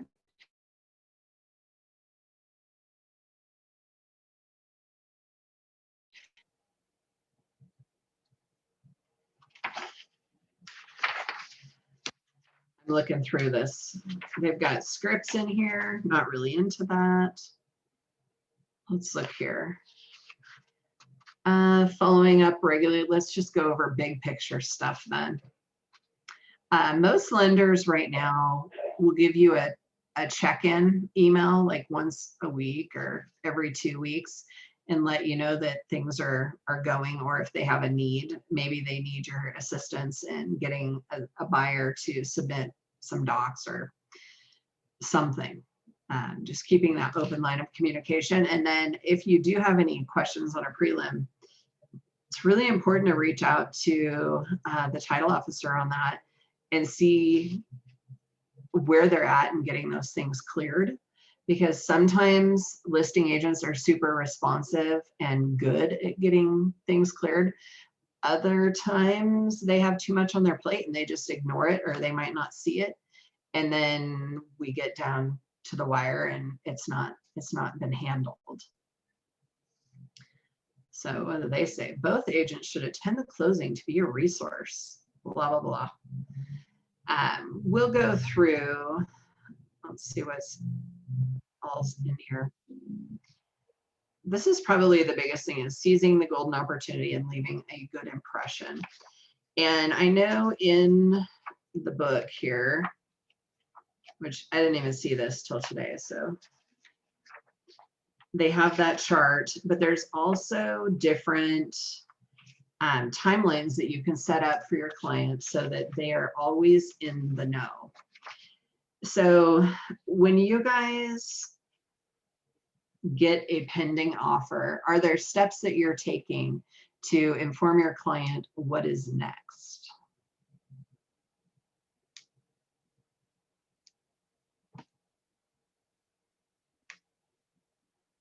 No one?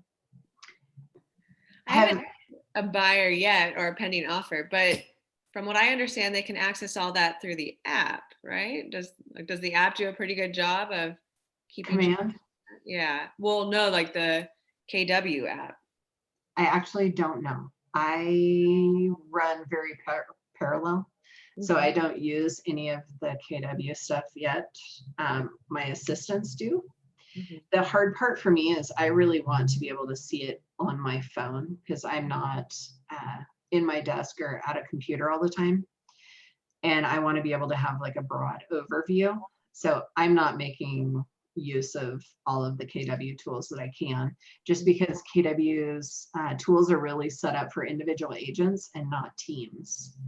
So I might have questions on a transaction that Austin in the office is leading, and I can't see it in the KW app. But I know there's a lot of stuff in there, but I would really, really recommend coming up with a personal checklist that maybe runs alongside that, and then providing that to your buyer in like an opening welcome letter. So it's your congratulations, here's what to expect next, and laying out the timeline using the dates that are in that contract, and then other things that are going to happen along the way. And so that they know what's to be expected and there's no surprises. And I like to put, if they're going to have to put out money for it, we just have a little line that says estimated cost of, and hopefully you've already had these conversations with them previously, so they know how much a home inspection is going to be, and they know, well, their lender should be informing them what their appraisal is going to cost, and if that's going to be an out-of-pocket expense or if it's going to be included in their closing costs. Every loan is different, so it's super important to have that big conversation with lender and buyer up front so that everyone knows what to expect. So in here, they don't actually give you a good checklist, but when you send out your welcome email, you know, you're going to have and you can template this so that you're not having to recreate the wheel every time. So you're putting the new home address on it, and you're saying, you know, pending date, your inspection timelines, the inspection date if it's already scheduled, when negotiations are due. Like, so let's say negotiations on the inspection contingency expires this Friday. So you're saying all inspection negotiations due by Friday at 5 o'clock, so that they know like what the expectations are and they aren't waiting. Earnest money deposits, when that's due, how much, who the check's written to or wire transfer, what title company, what address, what to put in the memo field. Our goal is to make it as seamless and easy as possible for them, because a lot of times they just don't know, and they don't, you know, from your and I's standpoint, well, it's in the contract. Well, it might be in the contract, but maybe they don't fully understand what they are agreeing to. So this is our opportunity to really help them through it and make them understand. So we'll give them the title company's name, address, what to put in the memo field of the check, who to write the check to. We give them every tidbit of information that they could need. And if there's wiring instructions involved, we'll just tell them this person will be reaching out to you by tomorrow, welcoming you to the escrow process and providing wire instructions, because those aren't provided to us anymore just because of wire fraud. So those will come directly from escrow, and we want to make sure that they understand that. The earnest money deadline, super important right now, because if you don't get your earnest money in, your contract is voidable, and someone could technically come in and take another higher offer if it should get to that point. So earnest money deadlines, inspection deadlines, who to call for what. So if you haven't already given them home inspectors, this is an opportunity to pass on those 3 inspectors. Let's say that you already know that this house has a bad roof. Maybe you want them to reach out to different roofing companies and get bids so that they really know what they're up against or what it's going to cost to replace that. Even if a roof has 10 years left on it, it's probably a good conversation to have. Like, hey, you know, this house has 10 years left on this roof, but you might want to look into what it's going to cost to replace it now, so that you have that information and aren't surprised when the day comes. And this is where we are a customer service representative, guiding them through finding important information that they want. Let's say the house needs painted. We can pass along painter's information. Is everyone keeping a list of service industry providers for their clients to hand out? Say, Chelsea, you talked about advertising that on Facebook or using that as an opportunity to advertise yourself by saying, hey, this person is working on my house, right? We're in the process of building our list, and actually it's been a little slow going, but we are talking about vendors online on our Facebook pages and trying to make those referral connections, but it's been slow. Do you have any suggestions for how to make that process happen faster, or just start getting on the phone and calling people? I would get on the phone and call people, and think of it from this perspective too. If they don't call you back, are they going to be calling your clients back? So definitely align yourself with people that actually communicate and call back and do a good job and actually submit invoices, you know, when they should versus the day before closing when somebody's tracking them down. Go ahead. Do you have suggestions for like the top like must-have people on your referral list? Obviously lenders, a repairman, you know, things like that, and having some inspection people as well. But anybody else? Handyman. So finding a handyman company that covers it all is super handy to have on there, because it's somebody that they can call and bounce ideas off of. Because as an agent, we can't tell them necessarily, hey, this is what your punch list on this inspection report is going to cost you to fix. But if you have a handyman service that you can call, and they can actually just say, okay, well, I think this is going to take 6 hours. What is that going to cost? Are we going to have to hire licensed professionals for electrical, or is that something you guys cover? And doing that all in one handyman contractor that handles all the little stuff for them, it's like one-stop shopping, like going to Amazon and being able to get everything shipped to your door. Well, if they can call one contractor and have them handle the whole thing and not have to call a plumber, an electrician, a roofer, somebody to do all these things, it's helpful. So your handyman, do they need to be like licensed and bonded as a contractor? I mean, what's your parameters for finding somebody? So well, you should only be using licensed and bonded contractors of any type, although it doesn't always happen. But the handyman services, sometimes they have licensed electrical guys on staff. Sometimes they don't, and they sub that work out. So it's important to know like what they do in-house, like what their scope of work is. Saves me a lot of time to hand that to somebody and say, here, call this person, they're going to handle it all for you, versus me sitting and trying to give them 5 plumbers. And none of those plumbers call them back because they're too busy. And then I'm stuck finding more.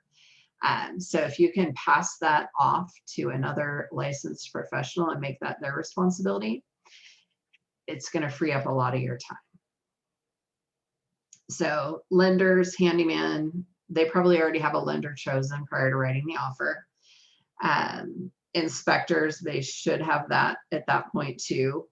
And then you can, let's just call it our service provider list. So I do some other things for my clients. Like I have a relationship with a personal rep at Bend Broadband, and all my clients get free installation and a couple months free, and they get faster service. So I'll hook them up with, Susan at Bend Broadband. And I'll say, okay, well, once you've closed, we can actually get Ashley at Budget Blinds in there, and you're going to get my rate, and we pass our savings on to you. So my clients are getting, a 30% discount if they go to Budget Blinds. And so you can work these deals with your service providers too, especially, Chelsea, that's doing the social media for those people.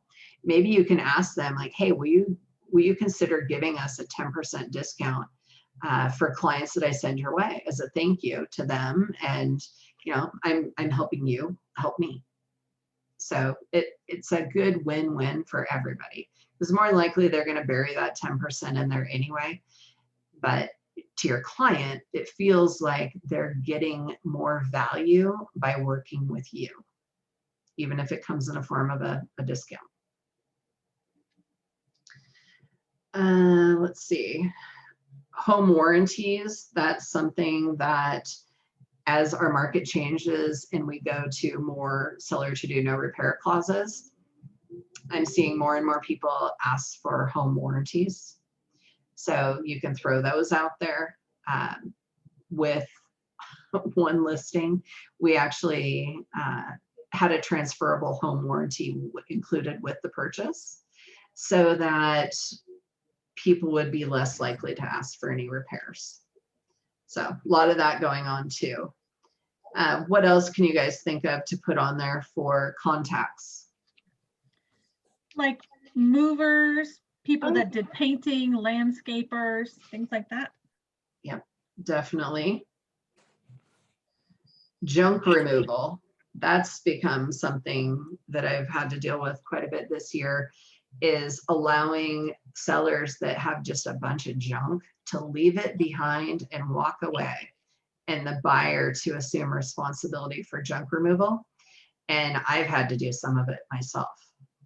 You know, maybe a seller said, we're not going to remove this giant trash heap out of the corner, and finding that cleanup guy that's willing to go out and do that for you at a reasonable cost.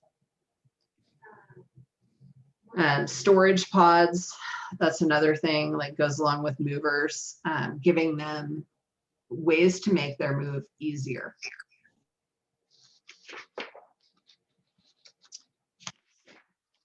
Looking through their little book here. So I'm going to skip that. So let's go back to the whole opening letter. And you're setting that timeline. Hopefully you've got information from the lender and you know at what point the lender is going to order the appraisal. Right now with short closing times, sometimes they're ordering those immediately and then canceling should the deal terminate. I had a listing 2 weeks ago that we had already done one appraisal, and all of a sudden I get a call from another appraiser saying, hey, I'm going to be out there. Can I get into the house tomorrow at 9 a.m.? I'm like, what? Well, they had switched lenders. The first lender didn't cancel the appraisal. So that particular house had 2 appraisals on it. Somebody gets to foot the bill for that. Hopefully not the buyer, but just be aware that if you guys terminate a transaction, make sure the lender terminates any pending appraisals so that nobody's stuck with that tab. A lot of times the lender will absorb that cost, but sometimes they don't. So appraisal reviews, a lot of times right now we're having to waive our appraisal contingencies. So at that point, you're going to have an appraisal, but it's not really going to matter. Some buyers want you to go through that appraisal with them with a fine tooth comb. And it's very important to realize and remember and relate to them that an appraiser's job is to establish a lendable value for a bank. So for a lender, it's not what the house is truly worth. It's how much that bank is going to value the property and be willing to lend on it. So they might think they got this screaming deal on this property, but the appraisal might come back at exactly what they offered to purchase for it. And that's not something to be upset about. That's something to celebrate because you actually had a good appraisal that didn't come in low.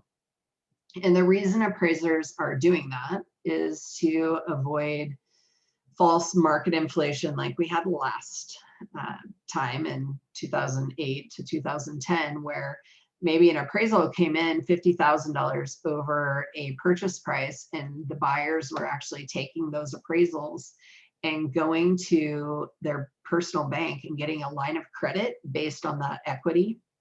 So this is helping the market to avoid that. So most of the time, appraisers are going to send in a value that's at or barely above offer price. I have a quick question on that. Sure. If you're representing a buyer and let's say they've got X amount, let's say they have $100,000 sitting in the bank right now, and they're about to make an offer on a property because so many houses are going so many thousands up over.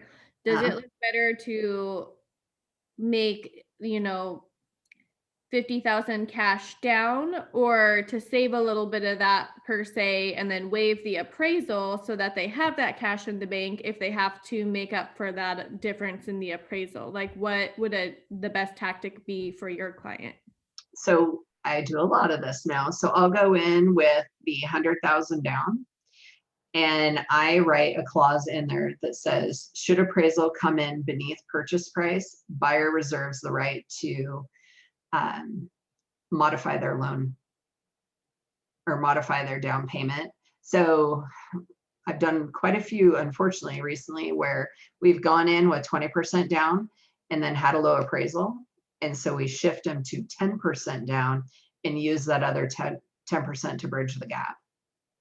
So I would go in with the higher down payment, but reserve the right to modify down payment and loan program so that you're covering that base. Because if you don't put that in, you're not technically, well, you're gonna have to write another addendum amending the actual transaction, the terms.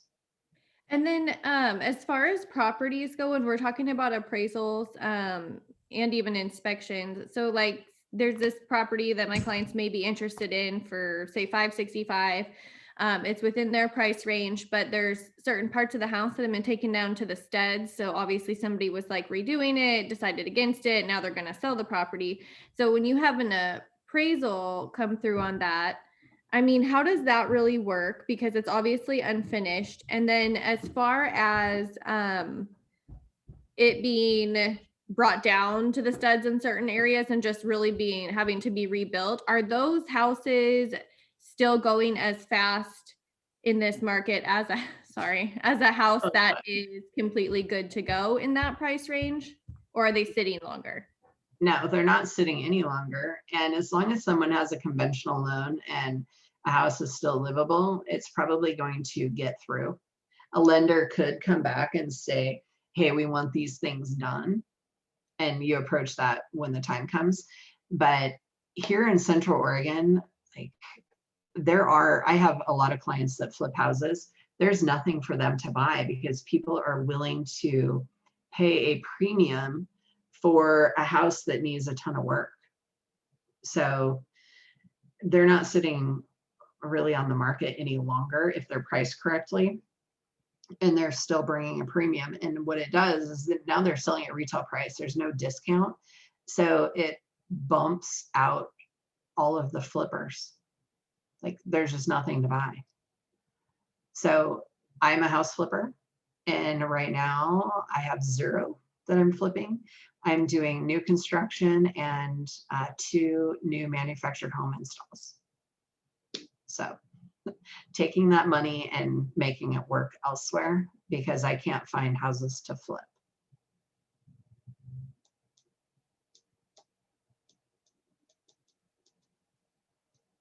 Anything else on that part? Okay. So we have our appraisal back. That's another checkbox. So you're going to have a checklist of appraisal received, appraisal done, appraisal received, appraisal at value. And these are, things that you can kind of reach out to your clients on a weekly basis as well and say, here's where we're at in our checklist, and here's what we're waiting for, and this is what I expect to happen this week. And with the lender, hopefully they're doing the same for you so that you can step in and prod if you need to get certain things over to the lender. So once everything is complete, and you're moving towards that closing deadline, our goal is to create a good, positive closing experience for the buyer and seller, or buyer or seller. And, what are some things that you guys think that could be done to make that a bit more exciting and less stressful for both parties?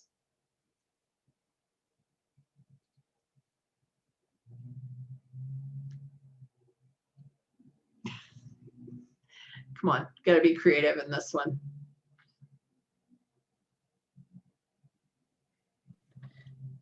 Do you mean like giving them a gift basket or some sort of closing gift? Or are you talking about a little before then? That's a feel good thing. So once we're getting down to like the final deadlines and, you know, it's the day before closing, what are some of the activities that a buyer should be doing at that point? And what should you be doing too? Jeff says packing. Well, packing for sure. But one of the most common things people forget to do is to transfer utilities. So giving them the utility companies, you know, a week ahead of time and saying, okay, you're going to want to call Pacific Power, Cascade Natural Gas.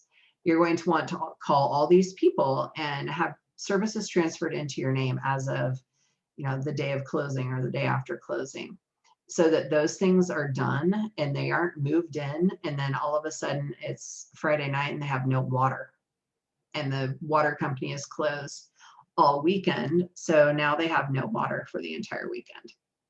So definitely super important if you have a Friday closing, of course, because that's when the stuff usually happens. The seller will have told the company to terminate water service or whatever it might be, and your buyer hasn't picked it up. The company goes out, shuts off the service, and your client has nothing all weekend. Not a fun phone call to get. So we want to be super proactive on that and arrange for all the utilities to be transferred in their name. If they work from home, a lot of times right now, we're asking, you know, maybe the seller to allow a cable company to come in and do an install before closing so that their transition is seamless. So it's us doing little things that help make that transition into their new home easier and less painful. Arranging for keys. So especially if you know you're going out of town, we need to make those arrangements ahead of time. Like, how are they going to get the keys? What time are they going to get the keys? Is the seller leaving that day? Do they have occupancy? Is the listing agent going to leave the keys in the lockbox for you to pick up upon recording? Or are they going to pull the lockbox and take them to their office 45 minutes away and you have to track them down? Nothing more frustrating for a buyer than to get to a house, you go to give them their keys and they're not there. And you have to go find them while they sit there with their moving truck. So you want to have that like dialed in ahead of time. Like, where are you going to get the keys? What time are you going to meet them? And, you know, that's your opportunity for closing gifts and all that. And I'm sure that's a whole class in itself, is providing a closing gift that's memorable and they're actually going to appreciate versus just a bottle of wine. So utilities, keys, getting them in there, showing them little things that you've learned about the house, where the water shut off might be. Here's your water heater. And the inspector, if they showed up to the inspection, like a lot of times the inspector will show them how to turn the heat up on a water heater, or just little things that you're doing to make their life easier. I usually run around and I check and make sure that everything is still there that's supposed to be there the day before. So we'll do a walkthrough, and, you know, if they were supposed to leave the fridge, make sure the fridge is still there.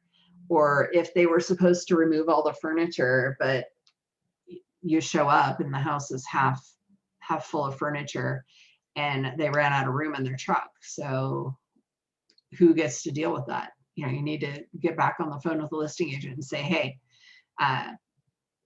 contract says that they're going to leave this house in broom swept condition with no belongings in it.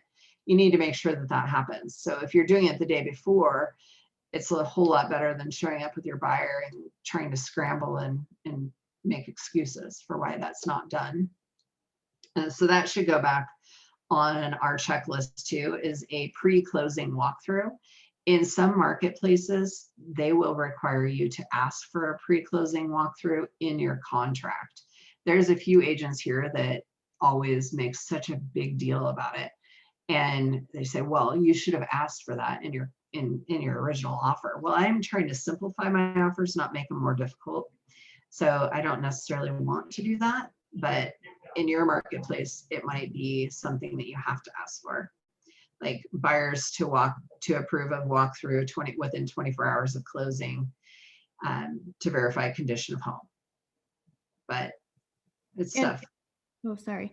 And is that like standard? Because on my last 2 home purchases, both my agents, neither of them walked me through the house or even like offered to. They handed me the keys out front and like ran as fast as possible. So I know. And unfortunately, both times there were many things that I would have like pulled the plug on and just gone, oh, hey, like all this stuff was supposed to be removed, or, you know, I've learned my lesson along the way. So that's not something I'll do to my clients when they purchase. I mean, we'll definitely walk through. I will make sure that the home is in the condition that they should have purchased it in. But I mean, I feel like that should be a standard service like that you do for your clients. I mean, without it even being in there. Is that what is like the standard without writing it in of rights that they would have to like go through, and if there are damages, like how would that work? Or just stuff that should have been removed that didn't?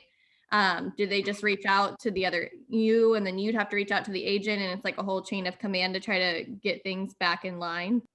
Usually. And so in my office, it is mandatory that we do a walkthrough prior to closing. I don't care if the buyer is there. We do it. We video the house, we video every room or take pictures, whatever it is. So we document the condition and then make the buyer sign off on it. So sometimes it'll be just throwing photos in a Dropbox or sending them a link to a video walkthrough so that they are approving of the physical condition of the home. I had an E&O claim 2 years ago, I think.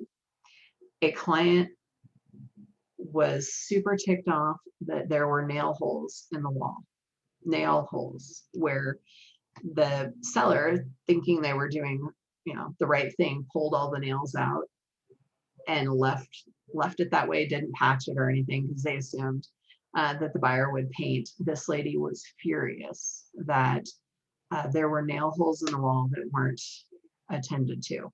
We did not do a walkthrough on that one. It was a rural property, and these nail holes were actually out in the garage. Not something that you would think would be a big deal, but in the eyes of legal, they thought it was a big enough deal to go after us. She hired attorneys, all sorts of things. Wanted us to go in and retexture and paint the whole house. So that was my giant slap in the face, where we now require either them to walk through or us to walk through. They have to review the photos and sign off stating that they approve of the condition of the home prior to closing. Otherwise, I'm going to hold up closing because I don't want that to happen again. And it's just a really good practice to get into. It's like saying, hey, we're not going to trust anyone in this transaction 100%. We're always going to be your advocate and making sure that you know exactly what you're getting, even right down to the closing table. And, you know, I guess I only purchased one home from another agent when I bought my first home. I don't even think she showed up to give us keys. I think she just stuck them under the rug and disappeared. It was bad. And you don't want your clients to feel that way, especially with social media. This is your opportunity to get in the picture with them. Like, hey, I helped them buy their first home, and use that as a marketing tool for yourself as well. And they are going to share that picture online. All their friends are going to see it, and they're going to think, oh, how cool is that? Their agent actually went with them. What is that? There's a website. I can't remember what it is called. It's based out of Portland, and they make all sorts of super cute signage for taking pictures. It's like props, and you can buy those. Some people, like I have some clients that insist on taking pictures with me on closing day in front of their new home. And if it's that big of a deal to them, I'm going to do it. I am going to probably get a print of them in front of their home and frame it and send it to them, because maybe it's their first home and it's a super big deal to them. It's a life-changing event. that we are fortunate enough to be part of. So every client's different. Other clients, there's been some that I've never even met. They just say, leave the key there, we'll be there when we get there. Okay, very impersonal, but every client's going to be different. But we have to seize the opportunity with the best of the best and get as much out of that as we can. And, you know, we're trying to earn their business for a lifetime, not just one transaction. And I think that's something that people forget about, is the most least expensive lead we have is a repeat client or their friends. So it's way better than buying internet leads. Oh, next step. At this point in a transaction, this is the happiest your buyer or seller is going to be during a transaction, is when it's done. So this is your opportunity to ask for referrals. This is your opportunity to ask for reviews, not a week down the road when, hey, we just found a leak under the master shower and, you know, there's water running down the wall, or, you know, anything like that. So that first 24 hours after they've gotten their keys is probably the happiest they're going to be. And that's when we want to reach out and say, hey, you know, is there anyone that you know that we can help get into their next home? Or do you know anyone that's looking to sell their home? I'm working with a bunch of buyers and can't find them the right one. However you are comfortable in asking for referrals, this is a really great opportunity to do so. So I think Ben Kinney always says, who do you know that I need to know? Or he has some little saying. This is a really good time for that. So, let's see.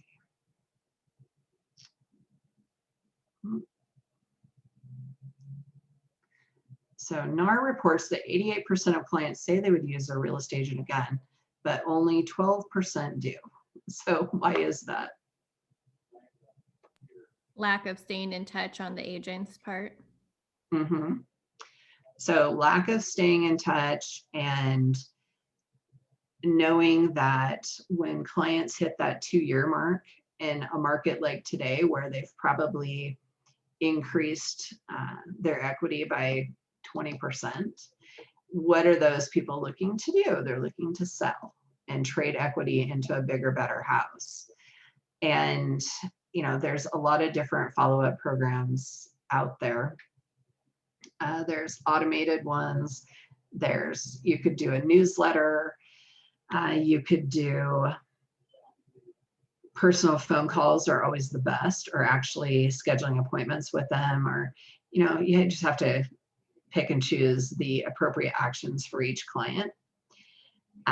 We keep a database of what people like. So if somebody really likes red wine, or somebody likes Starbucks, or they don't like Starbucks, they like Dutch Brothers, whatever it might be, we try to keep track of that and touch base with them. We do a lot of different things to keep in touch in our office, like Pi Day and a lot of fundraisers.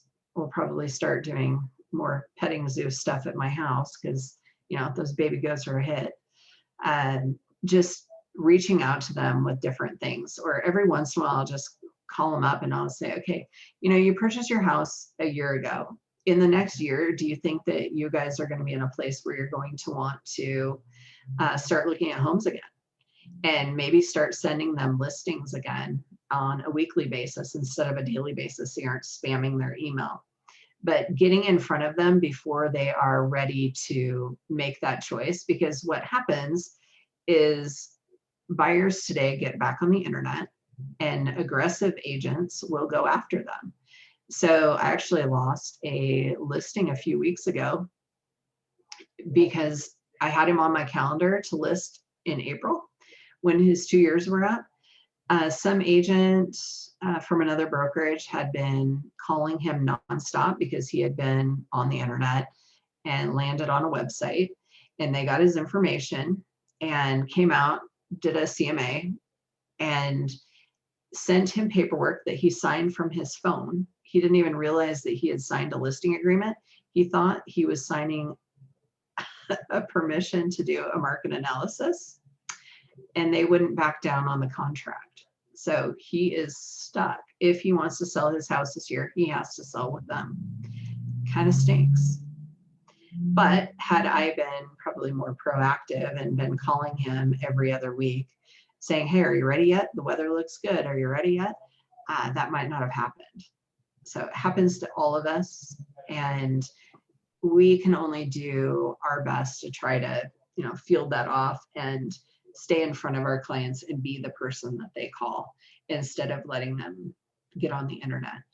And you can automate a lot of this stuff. And I know somebody said they were talking, or they just signed on with Brivity. I know they have tools for, CMAs and tools for sellers. And so really it's staying in touch with them and then providing them the opportunity and providing them information, maybe even before they ask for it, and saying, okay, well, these guys purchased from me 16 months ago. They're going to be on my radar now. And I'm going to touch base with them and say, hey, can I come out and take a walk through your property and maybe offer you a free market analysis? And start that before they hit that 2-year mark and start really getting the itch to move. What are some of the things you guys are doing?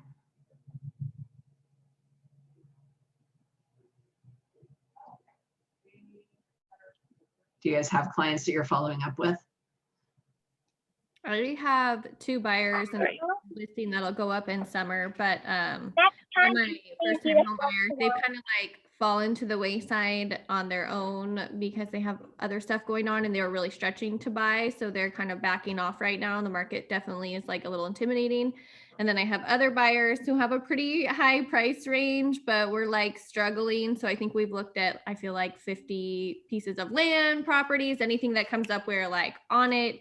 It hasn't been the thing yet, but just for me personally, like with those clients, just to ease a little bit, I always offer to bring them coffees. Just when I listed and sold their house, I would drive to her house and drop her a coffee when I knew that she had been scrubbing and getting her house ready and just really trying to I helped her get her house ready for her pictures, like whatever they're needing. I feel like in this market, even if you're a seller and excited, it's still always stressful. So just picking up packages that may have been delivered by mistake and getting them to them, things like that. Like that's just kind of what I'm doing to keep in touch right now and keep everybody like slowly moving in the direction they need to go. So just the small things, I feel like.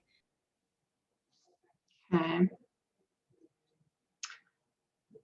Thank you, gift ideas. Does anybody have any like really cool new gift ideas? Because I feel like everybody does about the same thing these days. And we got to think outside the box a bit. So anybody have any? I feel like for like my current clients, when they find their dream home, because it's going to be on land, for sure is exactly what they're looking for. I already have it set in my mind. They have 3 kids. They're really young and they had kids really young. So they're almost all graduated. I'm going to set up a photo op for them in front of their new home. So that will be like their big gift, because for selling their home, I did kind of like the typical basket with the gift cards and all the fun little things. But when they find their next home, because they've used me twice, I feel like I definitely want to make a statement and do like a photo shoot for them of some sort for their family in front of their new house. That's a good idea. Anybody have anything else? What do you think about, my wife thinks this is too personal, but I have like some favorite photographers around Bend, and just I love their prints. And so I was kind of debating whether or not that would be a good gift, or if that's like, I mean, I guess it's a little bit if you know their tastes too, maybe, but I certainly wouldn't want to receive a print of something that I didn't want to hang in my house. So yeah, I don't think I would go that far. That is, I think, a little too personal. And well, I'm looking at a beautiful photo of Mount Bachelor in my office right now that someone had given me. It's not on my wall, but I feel guilty getting rid of it. So it's still there. It's like, let's find a corner to put this in. Because obviously they don't want to hurt your feelings and have you come over later and you'll be like, oh, where's that print I bought you? Yeah, right. Yeah, nobody wants that. I like consumables and then marketing tools that they actually use. Like cutting boards, knives. I spend a fortune every year with Cutco, just because I wasn't too excited about it until I actually kept some of my samples that they had given me. The Cutco shears are amazing. Like every household needs a set of those. And then other people have certain things they'll incorporate into their gift basket. Like they have like a cheese knife set, and you can write 100% of these gifts off because they're personalized. So you might do a wine basket with some cheese and crackers in it and include a personalized cheese knife that has your information on it, and they use this thing and then they're going to continue to use it, and they're going to see your name every time they use it.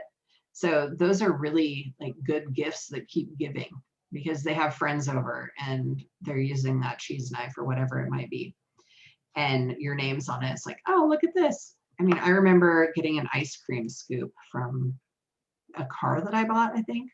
I used that thing for probably 10 years before I threw it away.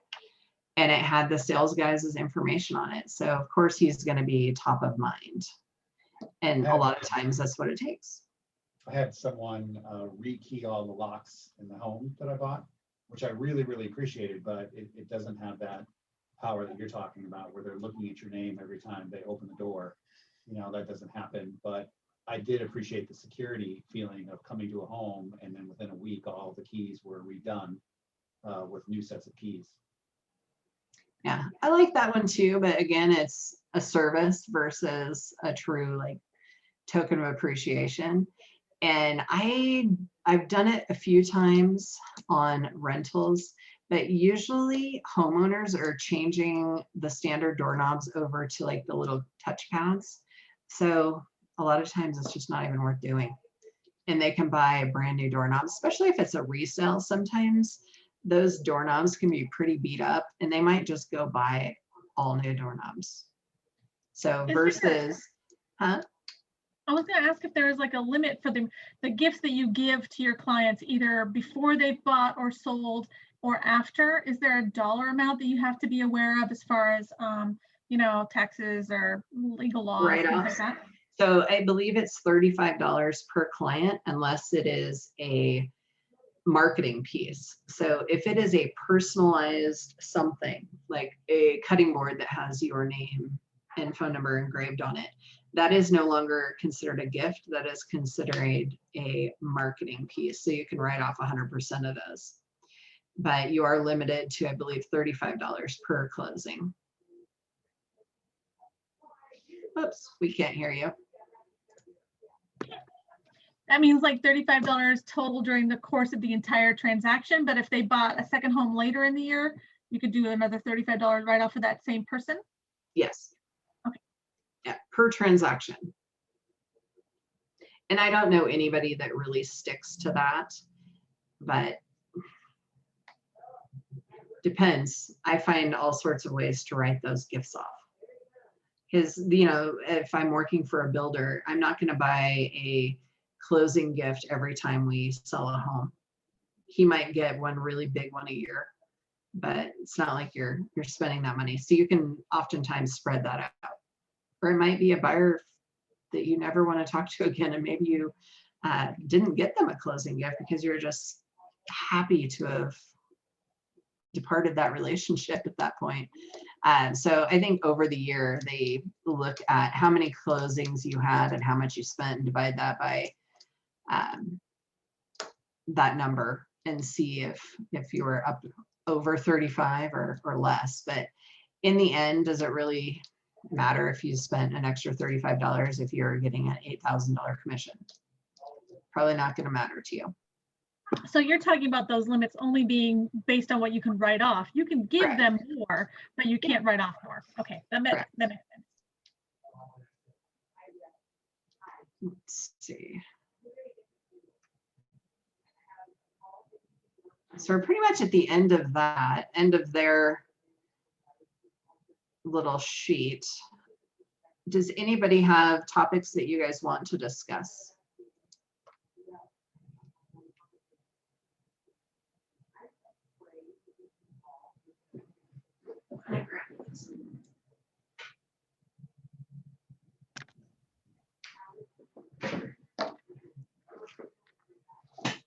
Nothing?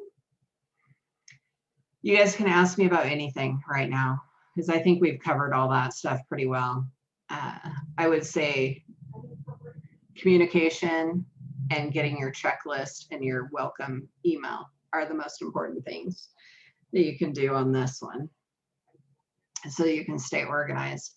And from my perspective, you want to really work with that checklist and create more of a task list that you can assign. Because if your goal is to hire people, you need to be able to delegate responsibility for certain parts of transactions. So creating that checklist up front is super important. And then just teach yourself to follow it.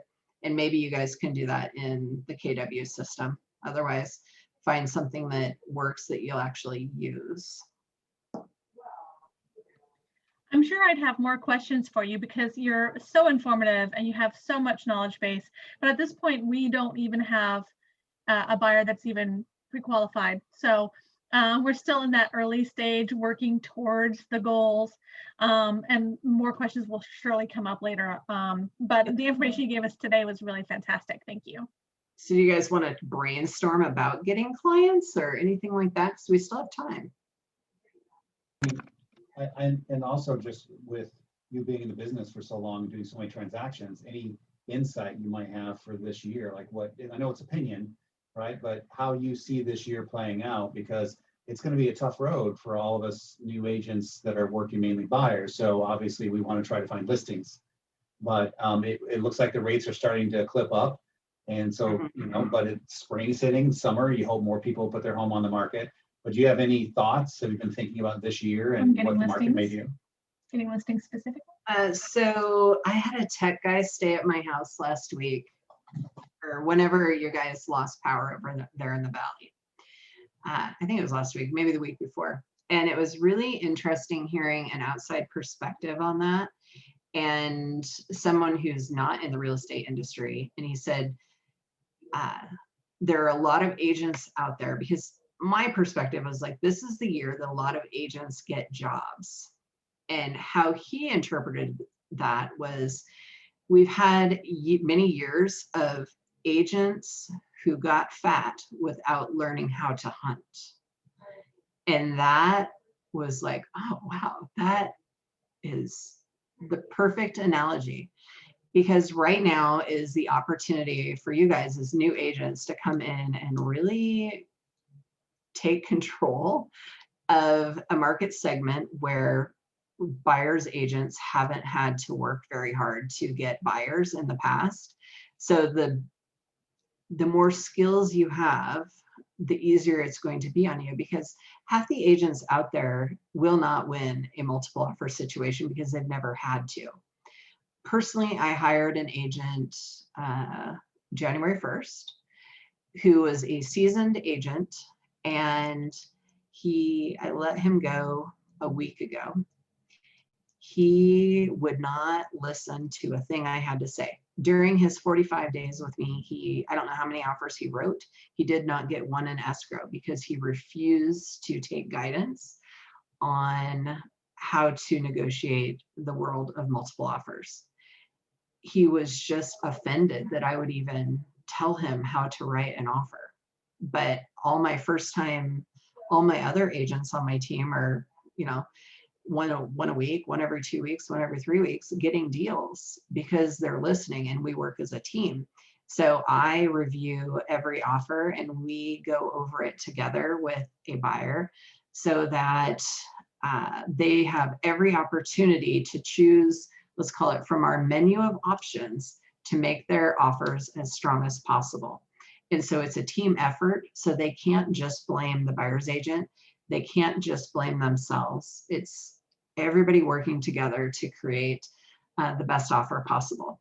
This particular agent just would not listen. He'll probably fail this year. And it's really taking notes on how to make the strongest offer, how to position your buyer where they stand the best chance of getting their offer accepted, and learning how to deal with rejection from listing agents, and knowing that you've done everything you could as an agent to get that offer through. Because obviously if your client can only afford $350,000 and you're writing on a $325,000 house at $350,000, that's all you can do. You can't go any higher. So it's being able to keep your client, keep your buyer on your side, and you guys still remain a team, and not have you become the enemy, because that is definitely a fear. I mean, when I got pending yesterday, we had 6 rejections before we got to this point, mostly because, well, one of the hardest conversations was, Holly, I see that this house sold for $610,000. We offered $625,000. Why didn't we get it? And it was listed at $550,000. Well, I went back and looked, and it was because it was cash and a 2-week close.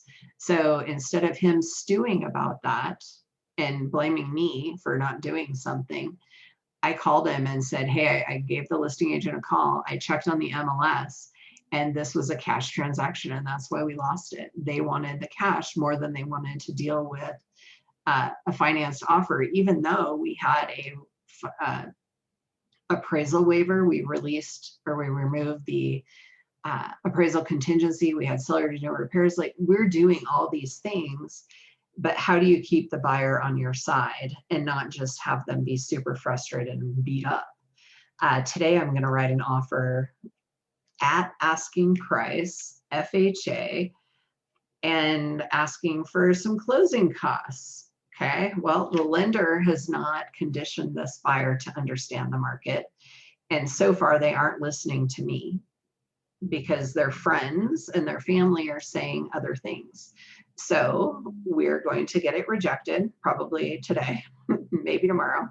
And then we're going to go through the learning process. This particular client is going to have to learn through pain. And some of them are, some of them aren't. But it's, my goal is to get them through the pain and hopefully, you know, maybe move towns. Maybe they're not going to be able to buy in Redmond. Maybe they have to buy in Madras in order to get something. But we have to guide them through that mental process and not just lose them. Because if we say, I'm sorry, right now you're priced out of the market in Redmond. So they keep looking on the internet. Maybe we drop them. We just touch base with them once a week or something. Another agent swoops in and says, well, I can sell you something in Madras, even though it's 20 minutes away, the prices are $100,000 less. And now all of a sudden that agent is in escrow with them when you could have been. That happened in my office a few weeks ago. It's really frustrating. We called to check in on this client, and he said, well, I actually am pending on a house in Madras now. And that's not a good feeling. And had our agents thought of that, then they would probably be pending with that buyer. So we're taking, they might say they only want Redmond, or, you know, wherever for you guys, but they might say they want that town, but maybe it's not realistic for them. So include outlying areas in your search criteria. And that way they start seeing what's available out there that they could get. And you might find that all of a sudden, maybe they weren't willing to go to a small town, and now they are, because they want to buy a house that bad. That's happening a lot. So when people come in and they ask me like what I do, I'm like, I'm primarily a counselor at this point.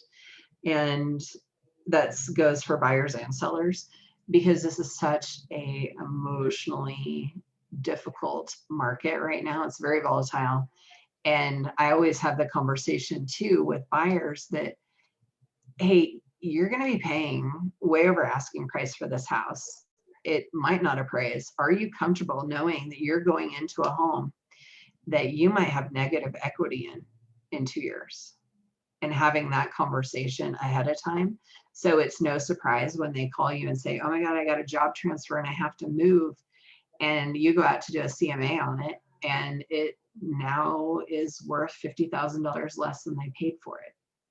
And we're back to the short sale world. Hopefully this doesn't happen for a very long time, but we have to be realistic with them and set those expectations now so that you are their real estate agent of choice, not the guy that sold them a house and let them pay too much. 'Cause that's going to happen. And right now, I always ask people, like, do you think in 2 years you are going to want to sell this house? And if you have negative equity, are you going to be in a position where you can keep it as a rental? Or maybe you stay, but let's talk about your 2-year plan. And if we're always working on the future and not just today, they tend to process that information a bit more. And then it opens up opportunity for conversations in the future too, because you know that in a year you're going to check in with them and say, hey, how are you guys doing on saving that down payment? Do you guys have any questions, anything you guys want to research or look into, and turn that first property into a rental versus having them just absolutely stuck. I think that's something that is definitely going to be in our near future, or in our 2-year plan. Because I know some of the houses I'm selling right now, I personally wouldn't pay that much for them. And I know these people are going to feel the same in a few years if the market doesn't continue to increase at the rate it is now. So I just look at it as hopefully it's flat between now and then, 2 years from now. And are they going to have enough equity in it to be able to pull that equity out and purchase a new home, or save enough cash to be able to do so? Because people like to move. So Counselor Holly, then do you also have a property management company in your back pocket that you can then refer people to, since you'll have to potentially have that conversation with them when you reconnect? We have a few of them, and I see that in my future as well. So I have a girl that works in my office. She's 17, and she is taking over property management roles for her dad. And then as soon as she turns 18, she's going to get licensed as a property manager. And over time, I hope to develop that as a little side business, so that I'm not giving away those opportunities. Because even though property management companies say, oh yeah, we're not going to steal your buyers, guess what they do? They do it all the time. It's frustrating. Like, we see it all every day. It's like, oh, look, there's a house I sold so-and-so, and look who's got it listed, their property manager. Yeah, that's not a good feeling. Do you ever recommend clients be their own landlord at that point then, or do you usually recommend property management companies? I recommend property management because myself, I'm too nice as a property manager. Definitely too nice. And it's easier just to keep that as a business line item and let somebody else handle it. That, and especially in Oregon right now, with all the legalities of eviction moratoriums, I wouldn't recommend anybody be a landlord. Even if they have in the past, now is not a good time.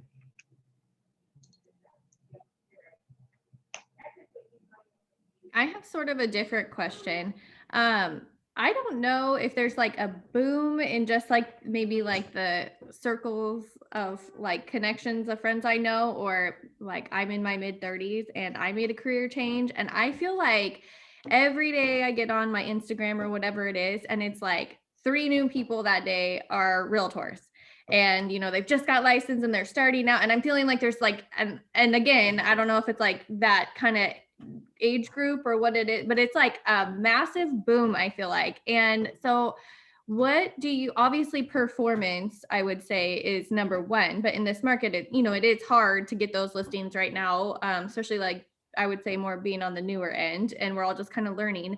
But like, how would you, looking back, like set yourself apart from, the 15 new agents a week that are popping on, and then I feel like a lot of my friends are giving me the eye roll, like, oh, did you see so-and-so? They're an agent now, and they're an agent now. And it's like everywhere. So how do you really like set yourself apart being like newer, and, set yourself apart being like, not that they're not serious, but that, this is your career, you're serious about it. Like, how would you like kind of pose that? Because it seems like so many people are getting into real estate right now. And maybe that's always the way it is. And just because I'm in it, I notice it now. But like, how do you handle that? Or how would you handle that? Well, something that I'm going to be doing starting next week is creating videos. I hate to say it, I'm not a video person, but we will be doing a whole video like series. Every week there will be at least one new video of state of the market, things people can do to get their house ready to sell, current trends in housing, decorating stuff, interviewing guest speakers. Last week we did a class with a contractor and the power company on a job site, providing information to buyers where maybe, so buyers and sellers don't always want to come directly to an agent and ask questions. So if you are providing them information, you're providing them tools to utilize, and they're going to see your face every time and see your name, but they didn't have to ask you directly, because we are in an era where people hide behind technology and they hide behind their phones and their computer screen, but everybody's a voyeur. Like, everybody wants to watch other people on the internet. So if you're willing to put yourself out there and provide a educational series, or what is it, Smart 60, there's some smart 2-minute clips. One of my insurance agents does this, where he goes on and he does a quick like 2-minute tutorial of different things that he's doing. Like one day, how to cut tile. Like, how many people are out there that go, ooh, I want a cool tile backsplash, but I don't want to pay for it. And if you provided a tool for them, like you went and you videoed a tile guy and just talked about it real quick, people are going to watch that. Or you talk about your local real estate market and how many houses went pending this week and why this one sold and this one didn't. You know, there's a lot of opportunity with video that I don't even begin to tap into. Another tool that I use is BombBomb. Have you guys heard of that? So it integrates into my Boomtown platform, but I know you can use BombBomb outside of that as well to create quick video updates for your clients. And especially if you have a client that maybe has ghosted you and they're not responsive, you can send them a video and then you get a report back when they've watched your video. And people will watch that video before they'll pick up the phone for sure. So you can call them and just say, hey, Joe, this is Chelsea. I have these I found these 2 great houses I would love to show you this weekend. I'm available Saturday at 10. Shoot me a text. Let me know if that's going to work for you. I'll meet you at this address. Like, sometimes you have to BS your way into an in-person meeting with these people, but they'll always watch your videos. Holly, is that like Marco Polo kind of? It is, but it attaches to email. How do you spell it? It's BombBomb, B-O-M-B, B-O-M-B. Okay. We got one from our lender. We just had a lender meeting on Friday, and then she followed up with an email to us afterwards that included a BombBomb link within the video link within the email. And it was cute. It was adorable. It was very short. It does take you out of the email into a different site in order to view it. But it looks fun, and we were thinking about doing it as well. Yeah, it works. And I do that with leads that won't respond to me. I'll send them a video and they're quick to respond then. And it's an app that you can use on your phone too. So you could be sitting at a park and you can do a quick video email to someone and send it out, and then you'll know when they read it. It's kind of nice. Lots of tools like that.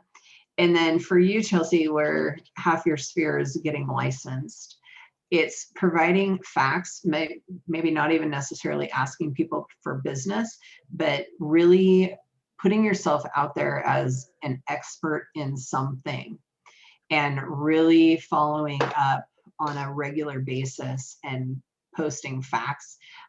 There's a lot of different websites that you can use to get those facts, or you can use your TMO reports to just talk about how many active listings there are and how competitive the market is. And if you're interested in getting pre-qualified and see if you're ready to purchase a new home, email me at this and I'll get you set up. You know, no commitments necessarily, but become your local expert. Pick a neighborhood, go over it, put it on video, put it all over social media, email it out to your sphere. without asking for business. And then later you can start asking, but really putting yourself out there with facts and knowledge and tutorials and things that people want to listen to. So. Thank you. What else do you got? Do you have any advice for trying to expand your sphere relatively quickly in a place where, so I haven't been in Oregon all that long, and so it's just like I have a sphere, right? All my contacts are in command and everything, but the reality is I just don't have as many in Oregon as I do in other places. And so I'm planning to do some sort of quasi door knocking soon. And I'm not really going to knock doors as much as I am. My plan is to kind of put together a really small packet, like 3 pages or so of some information, maybe like a market report with my information, a little bit of background, that sort of thing, and start trying to farm a kind of section of neighborhood. But I'm just curious if you have other thoughts that are, productive, because I know there's a lot of different ways to do it, but. Right. Are you doing open houses? No, not yet. Do you want to? Yeah. I started like 2 weeks ago. So yeah, I'm Okay. literally open to everything that's going to be fruitful in any way. So have you thought about joining a team? No. I mean, I'm again open to the idea. I've been, like I was saying at the beginning of this, I don't know if you were on yet, but I've been sick the past week, so I haven't had a chance to really get into the office. I keep postponing meetings with Janine to kind of get on board with more of that sort of information, but. Mm-hmm. So is someone who doesn't have a huge sphere here, like joining a team or getting a mentor that can put you to work as a buyer's agent might be a really good idea. Yeah. And then open houses right now are crazy successful. I was between appointments on Saturday and dropped into a vacant home that I have listed. It's a new build. It's not even done yet. And I got 2 buyers out of it in 10 minutes because people, I was on the side of the street. I saw them drive by, they're sitting there. I can see they're writing down information off my sign. And so I got out. I had no intention of going in there. I was going to a house next door. And so I got out, opened the lockbox, and I just said, hey, do you guys want to see this house? And they were ecstatic. And then while I'm in there with those people, another client or another buyer walks up and is peeking in the window. So the minute the first group left, I pulled the second group in. And they're both looking to relocate to Central Oregon and aren't working with anyone. And they're just out there like shopping around because nobody wants to get told no or get disappointed. So they are out there driving around by themselves. Yeah. So I just gave them my card, and both of them reached out to me shortly after. One called me later to talk about different neighborhoods. And I gave them enough information for them to want to come back to me. So I said, this might not be the house for you, but here are 3 neighborhoods where I would recommend going and driving around and seeing if you like them better. And just giving them information without pressuring them to give me their information. I said, here's my card, reach out to me later and I'll follow up and send you this information. And they did, but I told them what to do. Yeah. So open houses, super successful right now because with COVID that most people are not just out being looky-loos at this point. So if they're driving through a neighborhood and they pop into an open house, they're probably looking to buy. Yeah. Okay. So open houses are great.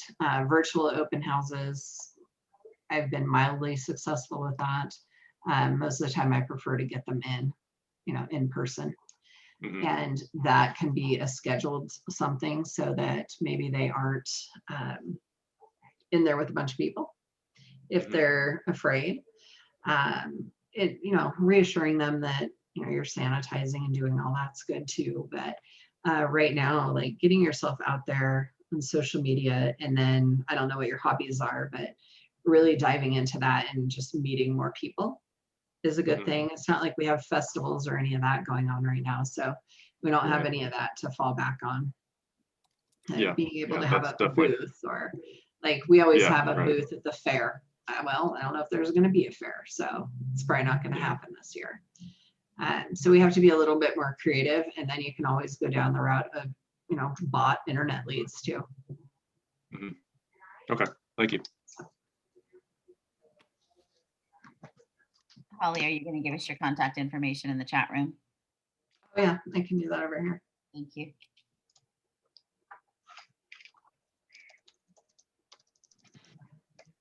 This has been a great class. Thank you so much for your knowledge and everything you did today to help us out. Amazing, huh? Oh, no problem.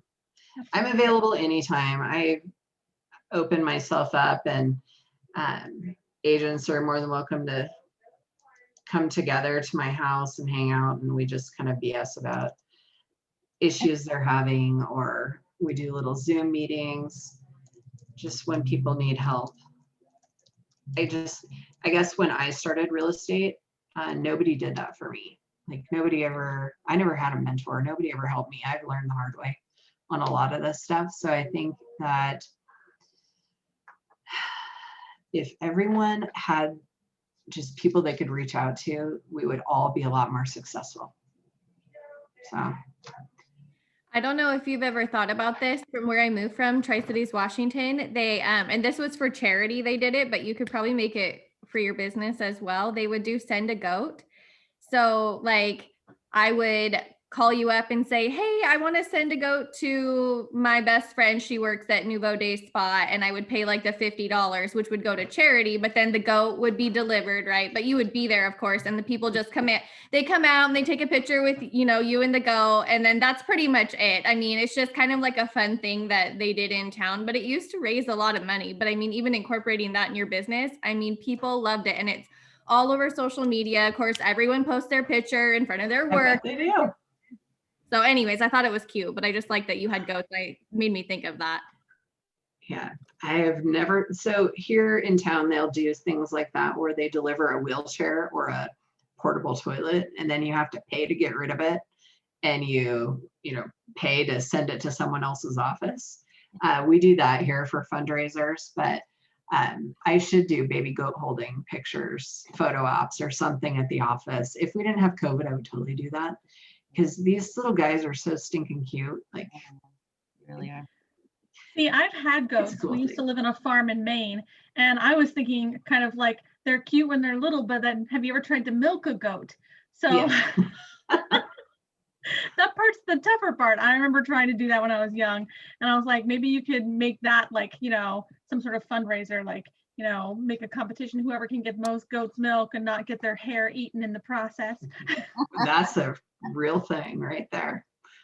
Yeah, I don't know that I want to subject my goats to that, but at the fairs, often they'll do that. You pay $1 to milk the goat, and yeah. I like the babies much better. You don't want to subject your goats instead of you don't want to subject the people their hair being eaten. That's so cute. Just shows how much you love them, Holly. Yeah, so we will be doing baby goats, goat holding and wine this weekend at my house.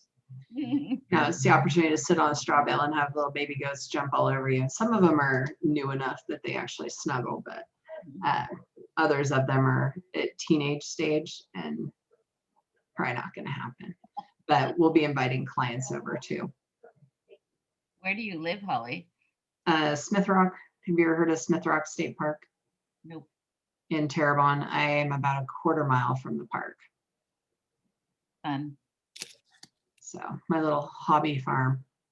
So while I was building my house, which still isn't done, by the way, I would do weekly videos and post them on the internet for people to follow my construction process. And again, it's something that people are afraid to do, and most will never build a house on their own. So I did a little video tutorials as I went, walkthroughs, like here's what's happening right now. And right now we're doing 2 manufactured home installs out in Prineville. And so we're going to document that and post it on the internet, like weekly updates, so that people can kind of follow along in that process. And we're doing development classes to teach buyers, well, buyers and agents, because we did this for agents last week. If you can't find a house to buy, or you can't find inventory to sell, how to make it, like how to create it, how to build a house, how to find a lot and hire a builder and acquire financing and all these different things. And these are things that you guys could do that a busy agent doesn't have time to do, is create a video series on how this process can work to get a buyer in. Because in one community that I have some houses going in, it might be a purchase price of $400,000, but had a buyer gone out and purchased a lot and done the infrastructure, they may have been able to build that for $325,000. So you're cutting out a major profit margin. So there's opportunities for buyers to create their own inventory, and that's why we're doing the 2 manufactured homes as well. I picked up some lots at a good price, and I'm able to go in and create a $300,000 product for under $240,000. So makes sense to do it. So if anybody's ever curious about development, I do a lot of that too. So from taking a lot and subdividing it to building out a subdivision or onesie twosie lots here and there with stick built or manufactured. But sometimes we have to create product. Right.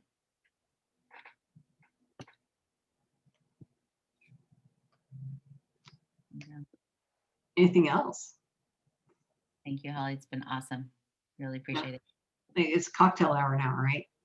Almost. Holly, I don't see your info in the chat. Did you already send it? You did. Oh, you know what? I think I did, but this might have gone to just one person. Let me change this to everyone. There we go. What's that happen? Got it now. So maybe we should do an Ignite. So I will confess, I've never done Ignite. I've never done all these classes you guys are doing. I transferred over to KW as a already running on the red line agent. So I feel guilty. Like, I don't even know what all you guys are learning. I'm sure I would learn something if I would actually do it. Yeah, it's great to have the resources for sure. But if anyone's ever in town, give me a call a few days ahead and we'll meet up and have coffee or something and brainstorm. I can tell you things that are working over here for me and my team. Happy to share. Thanks again. Oh, yeah, take the glasses off. Okay, are we out of here? Thank you. Okay, have a great day. Yeah, thanks a lot. Let's see.